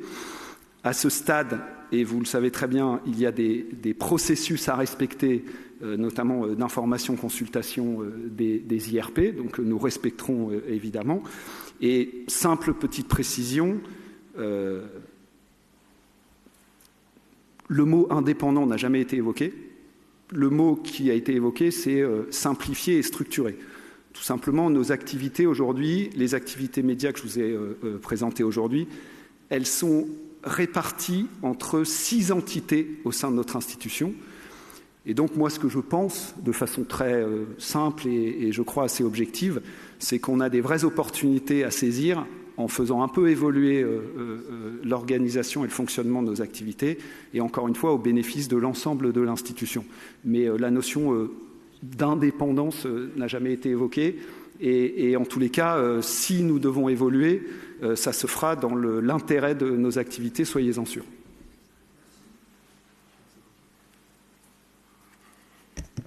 Bien, alors le quintet, c'est le produit phare. Quand vous décidez de changer le produit phare, d'abord on prend du temps. C'est une condition sine qua non. Sinon, on prend un risque majeur sur l'activité. Le quintet version d'avant, je dirais, il favorisait une catégorie de gens. Le quintet, celui qu'on a aujourd'hui, a eu un positionnement qui favorisait l'autre partie. Grosso modo, ce qui s'est passé avec 2019, je crois, quand il y a eu la modification. On a pris 6 mois d'études cette fois-ci pour regarder exactement comment satisfaire les deux parties et les deux côtés. Et donc, les études ont démarré avec 6 produits, les anciens, l'actuel et les nouveaux. Et en finale, le vainqueur, c'est une de ces 6 combinaisons, mais ce n'était pas celle de 19 et ce n'était pas celle d'aujourd'hui. Donc c'est ça qui nous a pris du temps, parce qu'il a fallu recréer un nouveau quintet qu'on lancera, comme évoqué Emmanuel, en novembre. La bonne nouvelle qu'on a aujourd'hui, c'est que quintet et quintet spot, avec ce qu'on a fait depuis le début de l'année, a repris de la couleur de manière positive sur 2023. Ce n'est pas la panacée, c'était en déclinaison permanente depuis un paquet d'années, mais bonne nouvelle, c'est qu'on a repris de la couleur. Et ce que l'on voit à travers les études quali et les études quanti qui ont été faites de manière très méthodique sur des panels de gens, donc des volumes de gens qui évaluent, c'est que la nouvelle formule, semble-t-il, en tout cas toutes les études l'ont démontré, répondait le plus vastement possible à ce qu'ils pouvaient attendre du quintet, et c'est ce qu'on espère en novembre. Voilà, merci. Bonjour à tous. Alors, pour répondre à votre question, Pierre, les enjeux à fin juillet au galop progressent de pas loin de 4%, et c'est une moyenne qui est à 2,5%. On le doit en partie à un effet partant qui est plus favorable que l'année dernière, où malgré le fait qu'on ait moins de chevaux déclarés à l'entraînement, on arrive à optimiser, à diminuer la proportion de courses creuses par rapport à l'an passé. Donc, je ne crois pas que la réponse soit à un profond déséquilibre du programme par rapport à ce qu'il est aujourd'hui en termes de répartition de courses entre des courses à conditions, des médaines, voire des courses de groupe vers plus de handicap. Je vous expliquais pourquoi. Et j'observe d'ailleurs que cette année, pour la première fois peut-être, on commence à même avoir des difficultés à assurer un nombre suffisamment important de partants dans les quintets, ce qui n'était jusque-là jamais arrivé ou de manière très exceptionnelle. Un programme poursuit plusieurs objectifs. Évidemment, on a besoin d'assurer la recette, puisque c'est ce qui nourrit l'ensemble de la filière, donc de proposer quotidiennement un menu qui soit suffisamment attractif pour les parieurs et qu'on puisse assurer suffisamment d'enjeux. Mais un programme, il est aussi là pour assurer la sélection, il est là pour offrir des opportunités de courir à toute catégorie de chevaux, il est là pour motiver aussi des éleveurs, des propriétaires à investir dans des jeunes chevaux et donc on a besoin de toutes les courses qu'on propose aujourd'hui et je pense que l'équilibre qu'on propose a plutôt fait ses preuves. Donc pour répondre à cette problématique d'optimisation des enjeux avec suffisamment de partants, il y a des réponses de court terme qui peuvent être tout à fait efficaces et on en a fait heureusement l'expérience positive, c'est de continuellement travailler sur l'optimisation de ce programme. Je trouve qu'on a fait des progrès assez considérables ces dernières années dans ce domaine-là et on va continuer d'en faire parce qu'on a une exploitation, je pense, beaucoup plus sophistiquée et professionnelle de toute la donnée qu'on peut avoir chez France Gallo sur l'historique de course, l'état de nos effectifs et également les habitudes d'engagement des entraîneurs. Pour vous donner un exemple, on est en train de développer un outil qui va vraiment nous aider lors de la construction du programme, avant qu'il soit arrêté, à identifier toutes les zones d'interférence probablement assez fortes et donc les risques de manquer de partants ici ou là. Il y a des réponses de moyen long terme qui sont pour moi les vraies bonnes réponses pour l'avenir. C'est évidemment, comme le soulignait le président de Rothschild tout à l'heure, le fait de pouvoir retourner la tendance des effectifs de chevaux à l'entraînement. On en a perdu 2 à 3% par rapport à l'année dernière. Par rapport à l'année 2019 d'avant Covid, on a perdu à peu près 8,5% de chevaux déclarés à l'entraînement. Donc ça fait quand même beaucoup de chevaux, ça fait à peu près 800 chevaux par rapport à 2019. Donc il faut repartir de l'avant. Je pense, tout comme le président, que ce qui a été fait en matière d'augmentation d'allocation cette année et la façon dont cet argent a été utilisé, remettre plus d'argent dans l'intégralité des courses à handicap, mais également offrir pour les programmes pour les jeunes chevaux, quelques courses inédites de 2 ans mieux dotées, rééquilibrer les médènes de 2 et 3 ans entre Paris et les régions. Tout ça est de nature à réinverser cette tendance, mais malheureusement, ça ne se fait pas en un claquement de doigts. Les effets sont assez longs. On l'a vu à la baisse, puisque au moment du Covid, les effectifs se sont plutôt tenus, et c'est 2 ans après qu'on en sent vraiment le mauvais coup. Et ça marche aussi dans l'autre sens. Donc il faut faire preuve de persévérance, croire dans les mesures qu'on prend et leur porter à moyen terme.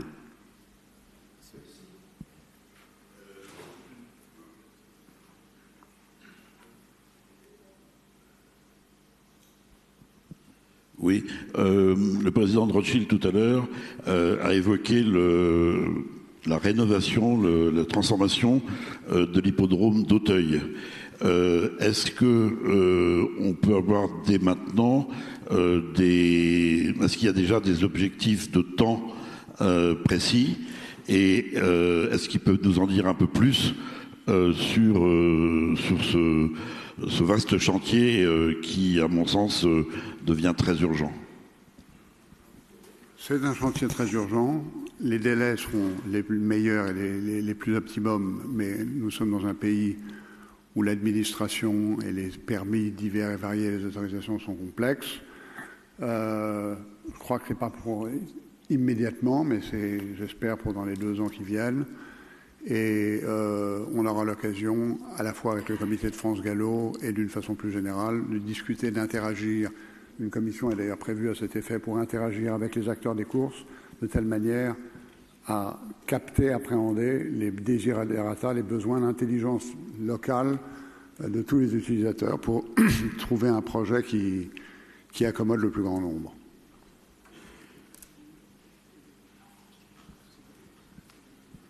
Oui. Moi, je reviens avec Equidia. Il y a 1 an, je vous ai parlé de Comcast. J'aurais voulu savoir d'où vous en êtes. Il y a une chose qu'on parle très peu, mais moi je trouve formidable. Hier, j'étais en voiture, je me suis arrêté, j'ai un cheval qui court à Royan. On voit la course. Et je ne sais pas s'il y a beaucoup de gens qui le savent, mais je trouve que c'est formidable. Et je reviens à la musique, c'est vrai, qui n'est pas marrante. Mais pourquoi ceux qui sont les journalistes ne continuent pas à aller aux écuries, d'aller interroger les professionnels, au lieu de mettre une musique entre chaque course? Alors, effectivement, j'aurais pu anticiper cette question aussi, parce que je m'en souvenais l'année dernière. Pour répondre, aujourd'hui, la fonction Chromecast, elle est disponible sur le site et sur le site mobile. Donc, la réponse que je peux vous faire aujourd'hui, c'est via votre site mobile. Là, pour le coup, vous pouvez renvoyer vers votre télé. Et je crois que vous consommiez via l'appli. Et l'appli, la fonction Chromecast sera intégrée dans la nouvelle version. Voilà, donc d'ici la fin de l'année, vous pourrez l'utiliser. Sur la partie racing, en fait, on a une complexité sur la production des courses sur site, c'est qu'on est sur des amplitudes horaires très grandes. C'est-à-dire que quand la réunion la première course commence à 14h, les équipes, elles travaillent depuis 8h puisqu'elles sont en installation, etc. Donc on n'a pas de possibilité aujourd'hui, il faudrait quasiment doubler les équipes pour être en continu sur la réunion. Donc on travaille sur ce sujet pour justement améliorer encore le service racing et réduire ces temps qu'on pourrait appeler des temps de latence et pour nous souvent de pause. Mais aujourd'hui, c'est plus contraint par des sujets de production et de temps de travail que par une volonté des équipes de la chaîne. Mais pour la musique, je prends, puisque 2 remarques, ça, j'ai pris. Voilà. Mais sachez, encore une fois, j'insiste là-dessus, mais Je parlais tout à l'heure de choix stratégiques. Les canaux Racing, c'est top. C'est vraiment un super service. Et donc, on doit mieux les faire connaître, parce qu'effectivement, vous l'évoquez aussi, ils ne sont pas assez connus aujourd'hui. Et on doit mieux travailler aujourd'hui leur éditorialisation et les services associés, ce qu'on fait, mais encore une fois, en tenant compte d'une gestion relativement rigoureuse de ces sujets, parce que vous savez qu'on produit 1280 réunions premium par an. Donc, si vous commencez à rajouter des moyens sur une réunion, tout de suite, ça impacte de façon très importante les budgets. Voilà. Mais on doit réussir à concilier tout ça. Voilà. On en reparlera l'année prochaine, j'espère. Chromecast, ça sera réglé, et puis vous me ferez vos commentaires sur Racing. Oui, bonjour. Serge Tardy. Ma question s'adresse plutôt à l'équipe dirigeante du PMU. Dans les chiffres que vous nous avez présentés, vous avez souligné les potentiels importants de développement à l'international. Et Emmanuel, si je m'abuse, quand on mise les deux croissances, ça nous fait monter le taux de croissance global. Je trouve que c'est remarquable, mais nous avons toujours cette menace liée au GPI, qui sont une espèce de serpent de mer. Dans les possibilités de croissance, est-ce qu'il y a, je dirais, cette opportunité de retrouver un peu le tissu de parieurs que l'on a en France, et donc de s'adresser à une population lambda, ou bien est-ce que c'est vraiment tiré par et principalement par les GPI? Parce que la fragilité n'est pas la même, je dirais. Alors, la croissance est bien tirée par les deux. Elle est tirée par les GPI, mais aussi par ce qu'on appelle le grand public. Donc, le grand public, c'est des parieurs, comme vous dites, lambda, donc des parieurs qui jouent sur nos courses et nos paris partout dans le monde. Et en fait, on est en train de développer les réseaux de distribution dans chacun de ces pays. Donc, si vous voulez, on est présent dans 60 pays, et dans chacun de ces pays-là, on est en train de trouver de plus en plus de partenaires pour justement étendre le nombre de clients que vous dites lambda, pour aller aussi chercher la croissance sur le grand public. Donc c'est bien les deux, c'est à la fois GPI et grand public qui tirent la croissance. Je voudrais juste démystifier le sujet des GPI un tout petit peu. Un grand parieur qui a des analyses statistiques et des bases de données a plus de performance qu'un parieur lambda qui fait avec un peu de hasard, même s'il a un côté professionnel. Un grand parieur français ou un grand parieur GPI a à peu près les mêmes taux de succès. C'est la différence entre un grand parieur qui le fait de manière méthodique, avec des datas, et quelqu'un qui le fait de manière plus intuitive, avec moins de data. Et c'est ça qui fait aujourd'hui la perception de GPI ou pas GPI. C'est le sujet, c'est grand parieur versus petit parieur. C'est clair? Merci.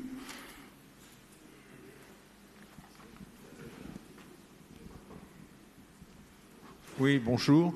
Merci de nous recevoir. Monsieur Vielle a évoqué tout à l'heure le mot FIFA et je voulais savoir comment le PMU peut contribuer à limiter les risques à l'égard des jeux sportifs qui sont quand même qui deviennent très concurrents. On sait bien même qu'à Hong Kong que les jeux sur le football ont pris la main sur les chevaux. Donc, je voulais savoir, est-ce que peut-être un retour ou la création d'un pari à cote fixe pour certaines épreuves, on pourrait jouer quelques semaines à l'avance sur l'Arc de Triomphe ou quelque chose comme ça, ça attire les gens et surtout, les parieurs sont éduqués. Là, dans notre système actuel, je ne dirais pas que les parieurs n'ont pas beaucoup d'éducation, pour être poli. Voilà. Merci. Alors, il y a plusieurs questions dans votre question, en fait. Il y a une question qui concerne qu'est-ce que je pense vis-à-vis de la cote fixe, qui est un sujet. La cote fixe est un risque, une opportunité. On est en train de l'évaluer. Les équipes d'Emmanuel et moi, on est allés voir à Londres les brokers pour comprendre leur mécanique et leur modèle. Bon, de base, de manière macro, taux de marge sur code fixe est 2,5 fois inférieur au taux de marge mutuel. Donc la question qu'on a collectivement, c'est est-ce qu'on peut faire de la cote fixe sur l'existant? Oui, si on fait plus de 2,5 fois, je résume. Est-ce si on peut le faire sur des activités incrémentales ou annexes? Peut-être. Et bon, c'est que les équipes d'Emmanuel qui vont étudier le sujet là-dessus, mais on ne peut pas substituer immédiatement la cote fixe versus le pari mutuel comme ça. C'est pas possible. Deuxième question vis-à-vis des jeux.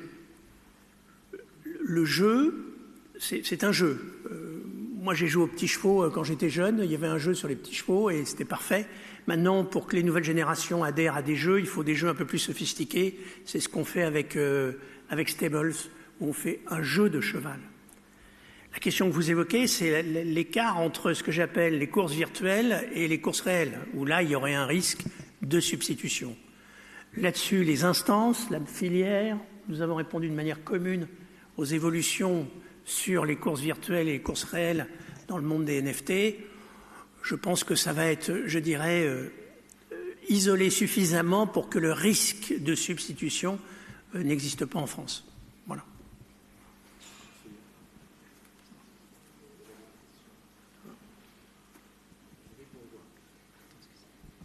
Oui, je voulais juste rebondir sur ce qu'a dit M. Régnier et donc rajouter un compliment à nouveau à Equidia sur PMH Direct, qui est un service formidable pour les éleveurs, les propriétaires, et notamment les petits. Voilà, et donc justement, en faire encore plus, et parfois avec du son, mais c'est quelque chose de formidable. Merci. Oui, bonjour à tous. J'avais une question sur le nombre de partants. Vous avez, à de très nombreuses reprises, évoqué le fait que c'était un axe, un sujet et un levier très important. Moi, j'avoue être assez interpellé par ce sujet dans la mesure où j'ai l'impression que le message est un petit peu faites des partants, mais à l'heure du bien-être animal, je pense que c'est un message qui pourrait être à double tranchant et assez dangereux. Je me demande du coup si le PMU, si on ne devrait pas changer le paradigme, mais plutôt travailler sur une nouvelle offre sur ces courses qui pourraient, à l'avenir, malheureusement, devenir de plus en plus nombreuses avec peu de partants. Est-ce qu'il n'y a pas une nouvelle offre à imaginer? Est-ce qu'il y a des travaux réalisés là-dessus? Est-ce qu'on ne pourrait pas trouver quelque chose avec une appétence au-delà du Super 4 ou peut-être un Super 4 pour jouer sur des courses avec peu de partants? Parce que c'est peut-être juste une réalité et on ne peut pas demander à avoir plus de partants juste pour avoir plus de partants parce que on travaille avec une matière vivante qui nous anime tous ici et qui nous rejoint et qui nous réunit. Et voilà, ce sont eux les plus importants avant tout le reste. Alors, plusieurs éléments. Donc déjà, dire toujours plus de partants, je voudrais corriger, c'est-à-dire qu'on voudrait les niveaux de partants qu'on avait avant la crise Covid. On ne demande pas de faire plus que ce qui était avant, c'est de retrouver les niveaux qui nous paraissaient sains à l'époque d'avant Covid. Je sais qu'il y a des défis suite au Covid, mais c'est vraiment ça l'enjeu, c'est pas de demander toujours plus de partants. Sur votre question sur l'offre, déjà il y a eu le Super 4 en effet, qui a connu un fort succès et qui était justement pour les courses creuses, les courses avec un faible nombre de partants. Après, on s'est posé la question. On a regardé, on s'est dit, est-ce que ça vaut le coup? On a même fait des tests clients pour voir est-ce qu'il faudrait qu'on augmente le nombre de paris sur ces courses, qu'on fasse plus de paris sur les courses à moindre partants. Et en fait, en réalité, on aurait une expérience parieur qui serait pas terrible. Pourquoi? Parce que du coup, on a moins de masse. Si plus on fait en fait de paris, moins on a de masse. Et c'est déjà des courses sur lesquelles on a peu de masse. Donc en fait, si on développait le nombre de paris sur ces courses à faible partant, ça serait encore plus déceptif pour nos parieurs. Donc à date, on estime que c'est pas la bonne solution. Après, si ça venait à se développer, c'est quelque chose qu'on regarde régulièrement. Mais à date, en regardant ce qu'on a à gagner versus à perdre, ça ne nous semble pas très pertinent. Alors, je pensais à rien d'ailleurs, mais pas forcément plus d'offres, mais une offre différente, de l'innovation, du nouveau, du différent. Alors sur l'offre, aujourd'hui, si vous voulez, on a quand même les paris qu'on a fonctionnent et c'est les paris qui sont clés dans notre gamme. C'est-à-dire qu'on a les basiques et donc enlever un basique pour remettre une offre différente, ça ne nous semble pas être la meilleure des solutions.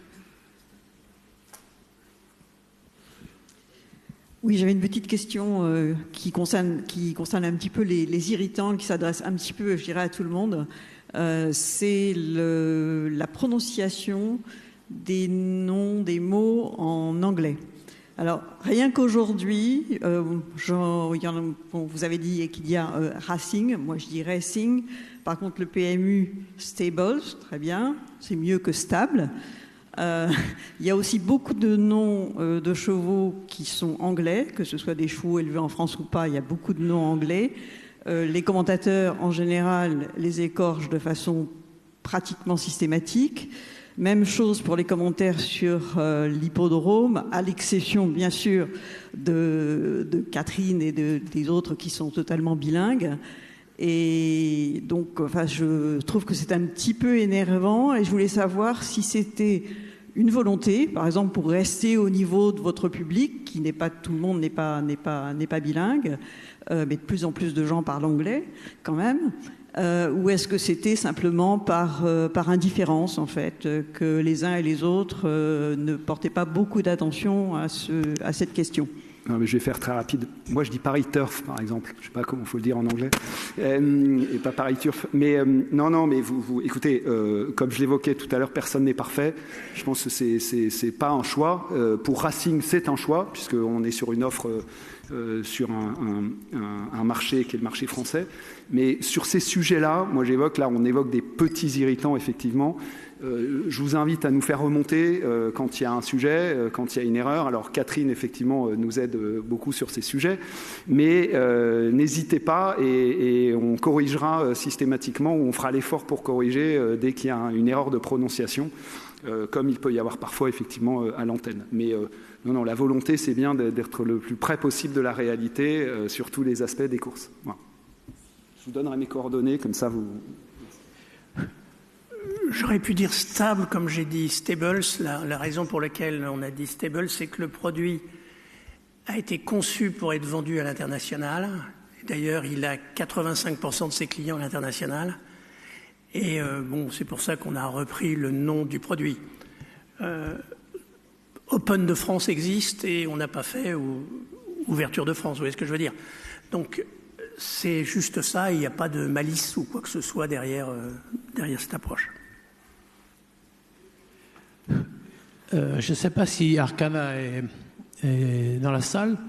Moi, il y a une chose qui m'a surpris, c'est les courses Arcana. Avec 7 partants, je voudrais comprendre pourquoi 7 partants.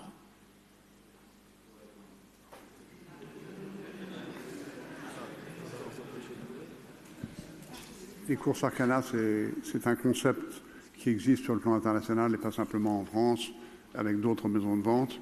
Donc on aurait tort de s'en priver. Le nombre de partants, il est un peu fonction de l'offre et de la demande au moment où la question se pose, et des chevaux qui sont prêts à courir, compte tenu des conditions de course, des distances offertes, des courses d'inédits ou des courses à conditions.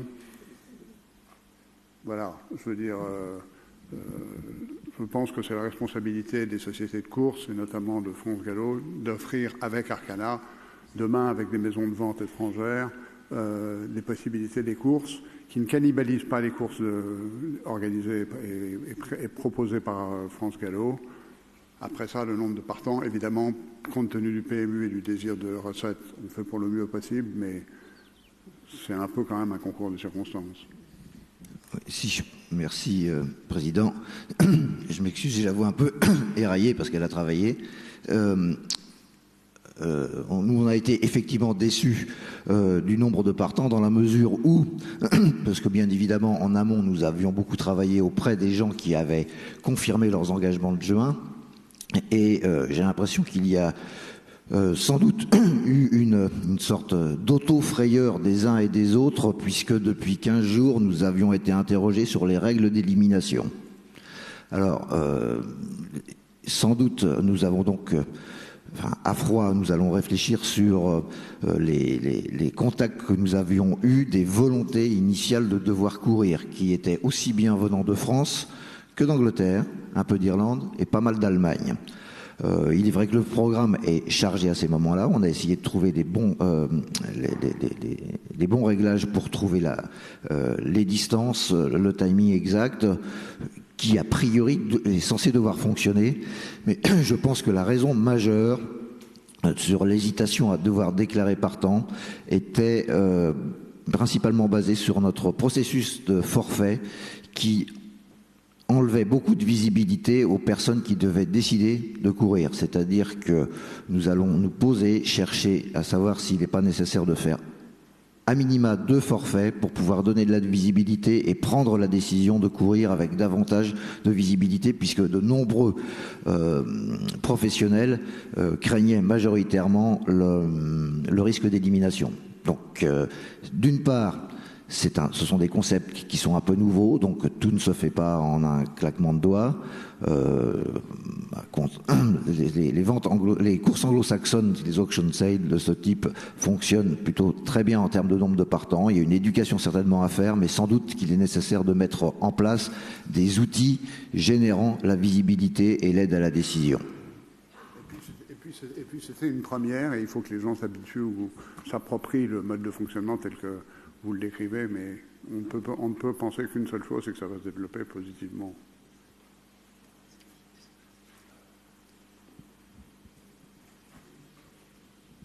Oui, bonjour.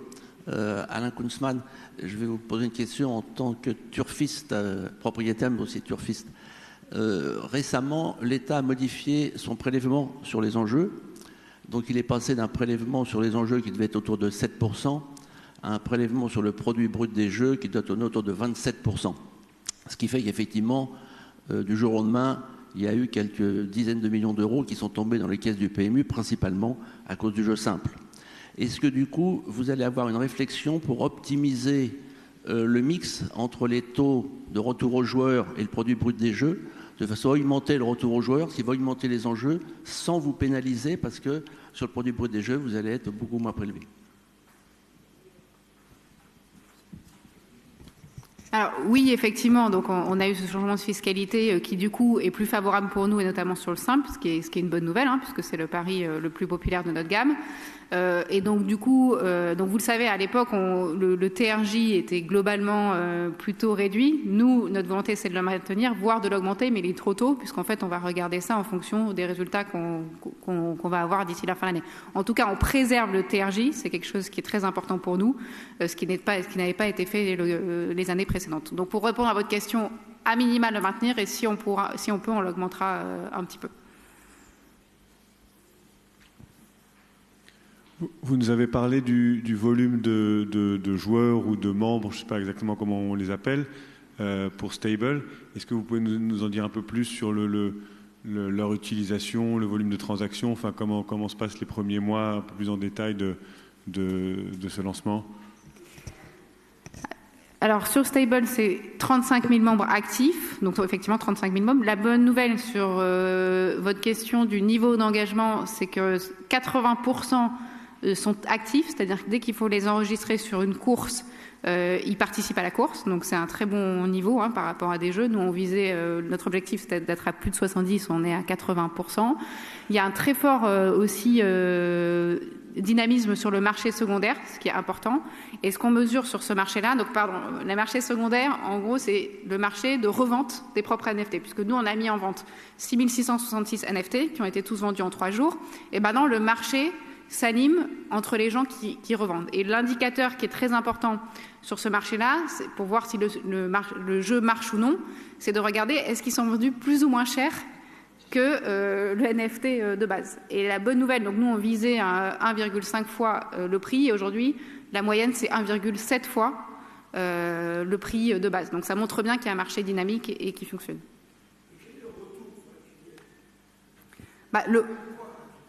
Le retour sur la filière, c'est justement la vente. Donc comment le cash qu'on engrange, c'est la vente des NFT. Donc c'est les 6666 NFT qui ont été vendus à 100 € chacun. Donc ça, c'est du cash qui est reversé ensuite. Donc le résultat de Stables est reversé indirectement à la filière. Donc à date, oui. Alors après, on vient de le lancer. Donc il y aura d'autres drops de NFT, c'est-à-dire qu'il y a plusieurs étapes. Il y en a un qui est la vente de ces NFT, et ensuite il y aura des modèles pour des attributs en plus, etc. Et pour répondre à votre point, encore une fois, Stable, ça marque le début d'une transformation qui passe du pari au jeu hippique, et on ne prétend pas que ça change effectivement l'ordre de grandeur des 10 milliards. Ça n'a jamais été l'objectif. Ce qu'on veut, c'est montrer qu'on sait faire du gaming, des jeux qui marchent, avec un fort niveau d'engagement, et c'est bien le cas aujourd'hui. Bonjour, Guillaume de Saint-Seine. Je voudrais revenir, on est à la Fédération des éleveurs, sur la question des suffixes. On voit qu'il y a une concurrence forte avec l'Irlande, avec la Grande-Bretagne, avec la France. On a vu que certains chevaux élevés en France ont été, entre guillemets, récupérés, notamment par nos camarades irlandais. Est-ce qu'on peut espérer ou entrevoir une évolution sur ce plan-là? Mais est-ce qu'on peut, de la même façon, et Julian en parlait lors de l'Assemblée, mettre en avant les étalons français auxquels maintenant de plus en plus de juments étrangères viennent?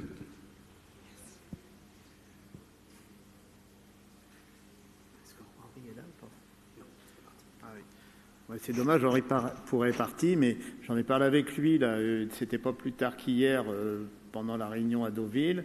Et en fait, ça dépend, c'est une règle internationale et la discussion, elle peut être au niveau européen, mais la discussion sera au niveau international. Et là, dans les idées, ce qu'on doit défendre et essayer de régler à la Fédération des éleveurs, on a mis ça en avant pour l'année prochaine, en fait. Ou la fin de cette année. Et moi, je vais en reparler avec Henri Pourret, on s'en a parlé trop rapidement l'autre jour aux courses. Mais la règle, on ne pourra pas appliquer une règle qu'entre l'Irlande, l'Angleterre et la France. Ça, c'est certain. Donc, ça va monter à l'échelon au-dessus. Et on a juste commencé à en parler quand il y a eu l'intervention d'Henri Bozo il y a quelques jours, qui était très judicieuse. Et d'ailleurs, j'en ai parlé aussi avec Henri. Et on va s'en occuper. Ça fait partie de nos projets pour les semaines qui viennent.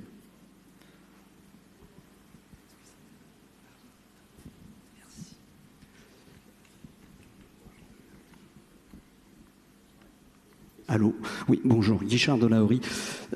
Sur Stables, j'ai cru comprendre que 85% des personnes qui participaient à ça étaient étrangères. Donc, on a gagné, enfin la filière a gagné 666 000 euros. Et combien est-ce que ça a coûté? Et quelles sont les perspectives de gains à venir sur cet investissement? Ça serait ma première question. Et ma deuxième question est au niveau du Big Five, salaire de marché, d'après ce que vous dites. Est-ce que vous pouvez nous donner des chiffres? Ça serait intéressant, des chiffres, pas des pourcentages, parce que, par exemple, quand on dit que l'activité augmente de 2% et qu'on est content alors que l'inflation est de 6%, c'est une très mauvaise performance. Donc, est-ce qu'on pourrait avoir des chiffres dans l'absolu? Alors, sur la première partie Stables, pour répondre à votre question, on vise de faire à horizon 3-5 ans x3 par rapport à ce qu'on a mis. Donc, il y a bien un retour sur investissement positif qui sera au bénéfice de la filière de l'ordre de plusieurs millions d'euros. Après, c'est difficile exactement à chiffrer puisque c'est un marché qui est très mouvant, comme vous le savez, et que la réglementation est en train d'évoluer. Donc, ça va dépendre aussi, on suit ça de près. Mais il y a une loi qui devrait sortir d'ici quelques semaines ou mois maximum sur la réglementation des NFT, la fiscalité, etc. Sur votre deuxième question sur le Big 5, je vais vous donner un chiffre, c'est 50 000 euros de masse par occurrence. Donc voilà, ça montre bien qu'il y a de la masse. Donc au-delà de la promesse marketing, il y a des clients réguliers qui jouent, des milliers de clients, et c'est à chaque fois à peu près 50 000 euros. Merci Emmanuel. Donc on veut bien prendre une dernière question s'il y en a une, mais là je pense que ça commence à se réduire. Elle va être très courte. Juste une question sur les 35 000 personnes que vous avez sur Stable. En croisement de fichiers avec les clients existants, ça représente combien de nouveaux réellement sur les 35 000? Merci. C'est quasi que des nouveaux. C'est vraiment, c'était la volonté, c'est de viser une clientèle spécifique qui est les clientèles qu'on appelle le Web3 crypto-monnaie, c'est-à-dire c'est vraiment faire découvrir les jeux hippiques à une nouvelle clientèle. Donc la quasi-totalité sont des nouveaux joueurs.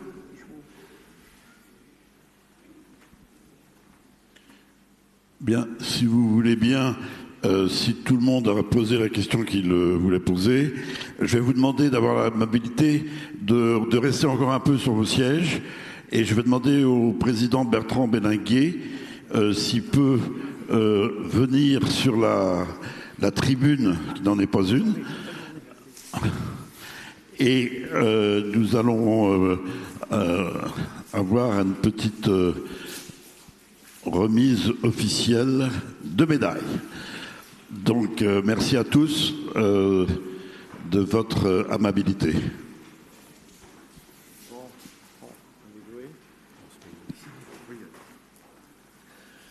Oui, c'est un moment très particulier et très sympathique dans cette réunion de ce matin, puisque la nation a reconnu le travail qui a été effectué par Loïc Malivet en lui remettant la croix de chevalier de l'Ordre du Mérite agricole. Loïc Malivet est arrivé dans les courses par le mariage. Il y a quelque temps, j'ai vu une étude où on se demandait comment différentes personnes arrivaient dans les courses, et ce n'est quand même pas très fréquent que des hommes arrivent à s'intéresser aux courses par le mariage et donc par les femmes. Mais Loïc Malivet avait déjà une grande expérience du bénévolat, puisqu'il s'est occupé pendant longtemps de la filière ovine. De sorte que ce n'était pas une surprise si très vite des responsabilités lui ont été confiées dans le monde de l'élevage. D'abord à la Selco, en 1985, et puis il arrivera au conseil d'administration pour devenir président de la Selco de 2008 jusqu'à 2016. En 2009, sa compétence est reconnue par la Fédération des éleveurs, à l'époque le syndicat des éleveurs, et il entre au comité. Mais 2011 est une année très importante pour Loïc, puisqu'il devient président de la Fédération des éleveurs et, suivant les années, président ou vice-président de la Fédération européenne des éleveurs, l'IFTBA. Il est aussi, cette année-là, vice-président des courses de Pornichet. Et puis, toujours en 2011, il devient à la fois membre du comité de France Gallo, membre du conseil d'administration de France Gallo, vice-président de France Gallo et président du conseil du plat. Et c'est là où des fonctions vraiment très importantes lui sont confiées. Il va exercer ses fonctions avec beaucoup de compétences et de dévouement jusqu'en 2015. En 2019, il retrouve ces mêmes fonctions au sein de France Gallo, mais devient en plus administrateur de la Fédération nationale. En 2020, Loïc Malivet se voit confier la présidence de la gouvernance de la filière cheval, qui regroupe France Gallo, le Trot, la Fédération française d'équitation, la Société nationale d'équitation et la Société des équidés de travail. Ainsi, les pouvoirs publics ont un interlocuteur qui représente l'ensemble de la filière hippique. Et l'efficacité de cette formule sera démontrée encore tout récemment avec les résultats obtenus au niveau de la TVA. Mais ne croyez pas pour autant que Loïc Malivet oublie d'élever des chevaux. Il a élevé des chevaux comme Dumais, second du prix Maurice Gillois, qui a gagné 7 ou 8 courses, pris une vingtaine de places, Ray of Light, qui a fait la même chose, particulièrement en cross. Le cross est une discipline que Loïc et Martine Malivet aiment particulièrement. Dans ses fonctions, Loïc Malivet s'est engagé à fond. Il y a deux choses qui peuvent, je crois, résumer ce qu'il a fait. La première, c'est que je pense qu'il n'existe personne qui fasse autant de kilomètres dans une année au service de l'institution des courses. Car quand on habite à Pornichet et qu'on doit assister à des quantités de réunions qui ont lieu aux quatre coins de France et particulièrement à Paris, ça n'est pas simple. Loïc a toujours été présent. La deuxième chose qui le caractérise, c'est que je crois pouvoir dire que personne dans l'institution des courses ne connaît aussi bien l'ensemble des dossiers de l'institution. Loïc connaît tous les chiffres de l'institution. Loïc s'engage à fond parce que c'est un pur breton. un pur breton, ça veut dire aussi le caractère qui va avec. Donc parfois, il arrive qu'il n'y a pas que le téléphone qui chauffe. Mais Loïc est surtout toujours là pour répondre aux questions posées par tous les éleveurs. Et même si c'est un petit problème, Loïc prendra son téléphone pour répondre aux questions. Et je crois qu'il n'est pas possible de se dévouer autant à la cause des éleveurs, quel qu'il soit, que ce que Loïc Malivet a fait au cours de ces années et heureusement continue de faire.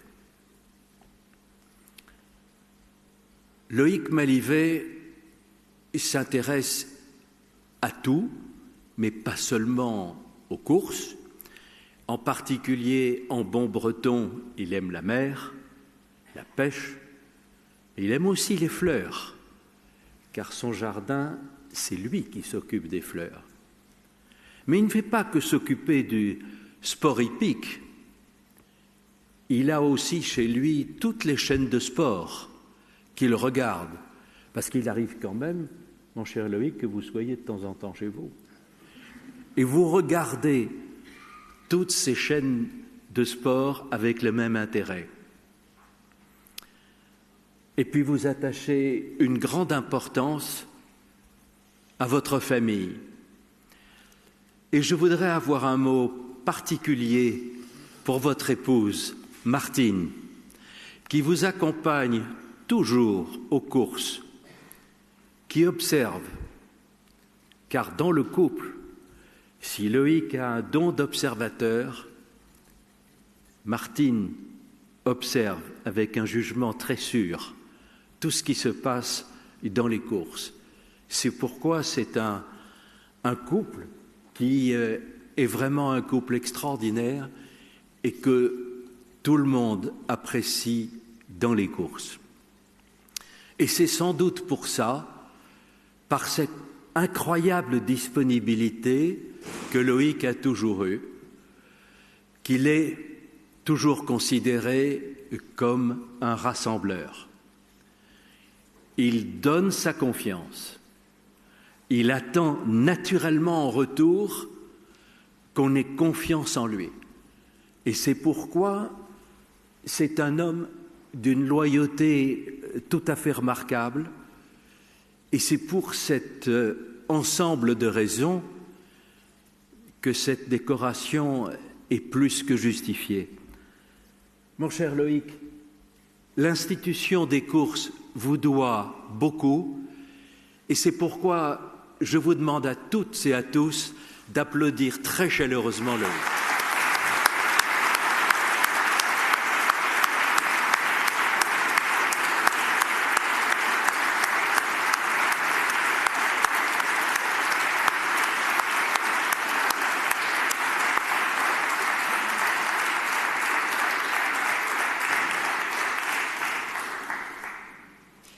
Loïc Malivet, au nom du Président de la République et en vertu des pouvoirs qui nous sont conférés, nous vous faisons chevalier de l'Ordre du Mérite agricole.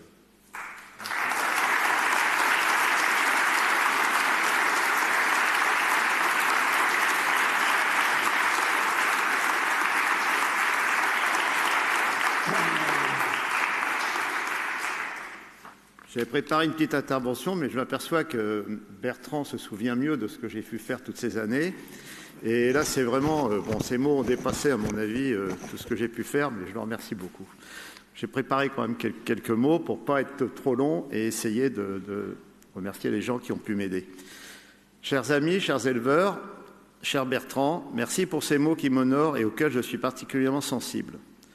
Je tiens à remercier également Pierre Tribon, chef du bureau du cheval. Je sais que son intervention auprès du ministre de l'Agriculture n'est pas étrangère à notre présence ici. Mes remerciements vont aussi à Monsieur le ministre de l'Agriculture. Cette reconnaissance souligne des décennies d'engagement dans notre filière. Bien évidemment, s'il est une personne à saluer et à remercier, il s'agit bien de mon épouse, Martine. C'est grâce à elle que j'ai découvert l'élevage et les courses. C'est elle qui m'a toujours encouragé, soutenu, accompagné dans mes différents mandats, avec un regard sur notre monde à la fois plein de sagesse, de perspicacité, d'humour, et croyez-moi que parfois il en faut, et de patience, ce qui n'est pas ma plus grande qualité. Car mon premier mandat date des fin des années 80, et en fait mon premier mandat c'était au Bureau national des AQPS, parce que je suis issu de la famille des AQPS. Puis, différentes responsabilités se sont enchaînées, dont 2 vice-présidences de France Gallo. La première avec Bertrand Belinguer, qui m'a beaucoup appris. La suivante avec Édouard de Rothschild. 2 personnalités très différentes qui ont en commun un haut degré d'implication dans les dossiers.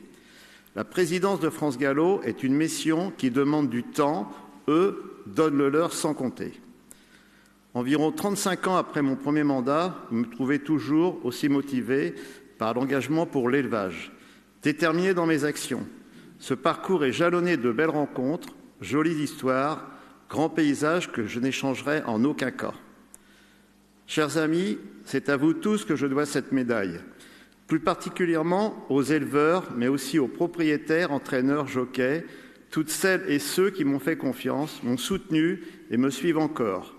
Je n'oublie pas notre maison mère, France Gallo, les directeurs et leurs équipes avec lesquels j'ai eu le plaisir de travailler. J'ai rencontré des personnes motivées, passionnées et très attachées à notre grande maison. Merci à vous toutes et tous pour ces belles années dans notre filière.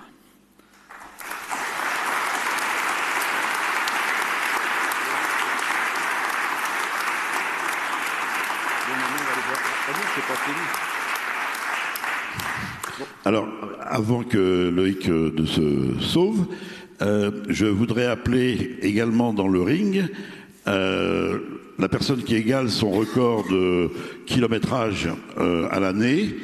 La personne qui est la cause de tout ça, c'est Martine Malivet.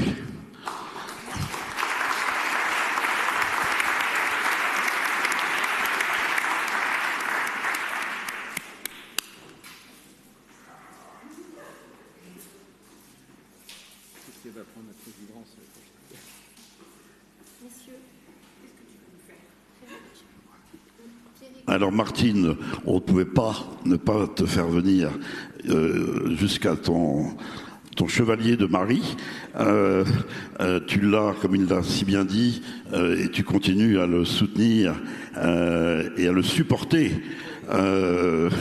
contre vents et marées et malgré toute la route que vous faites sans arrêt. Et donc, comme toujours, derrière chaque grand homme, il faut chercher l'épouse. Donc on est très heureux de la part de la fédération, Mathieu et moi, de te remettre un petit souvenir de cette journée-là. Et bravo pour tout. Bravo pour votre parcours.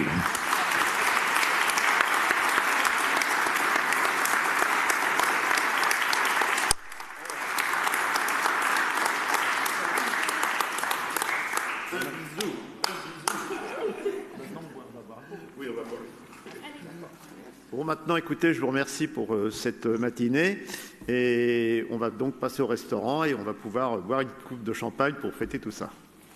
Merci encore.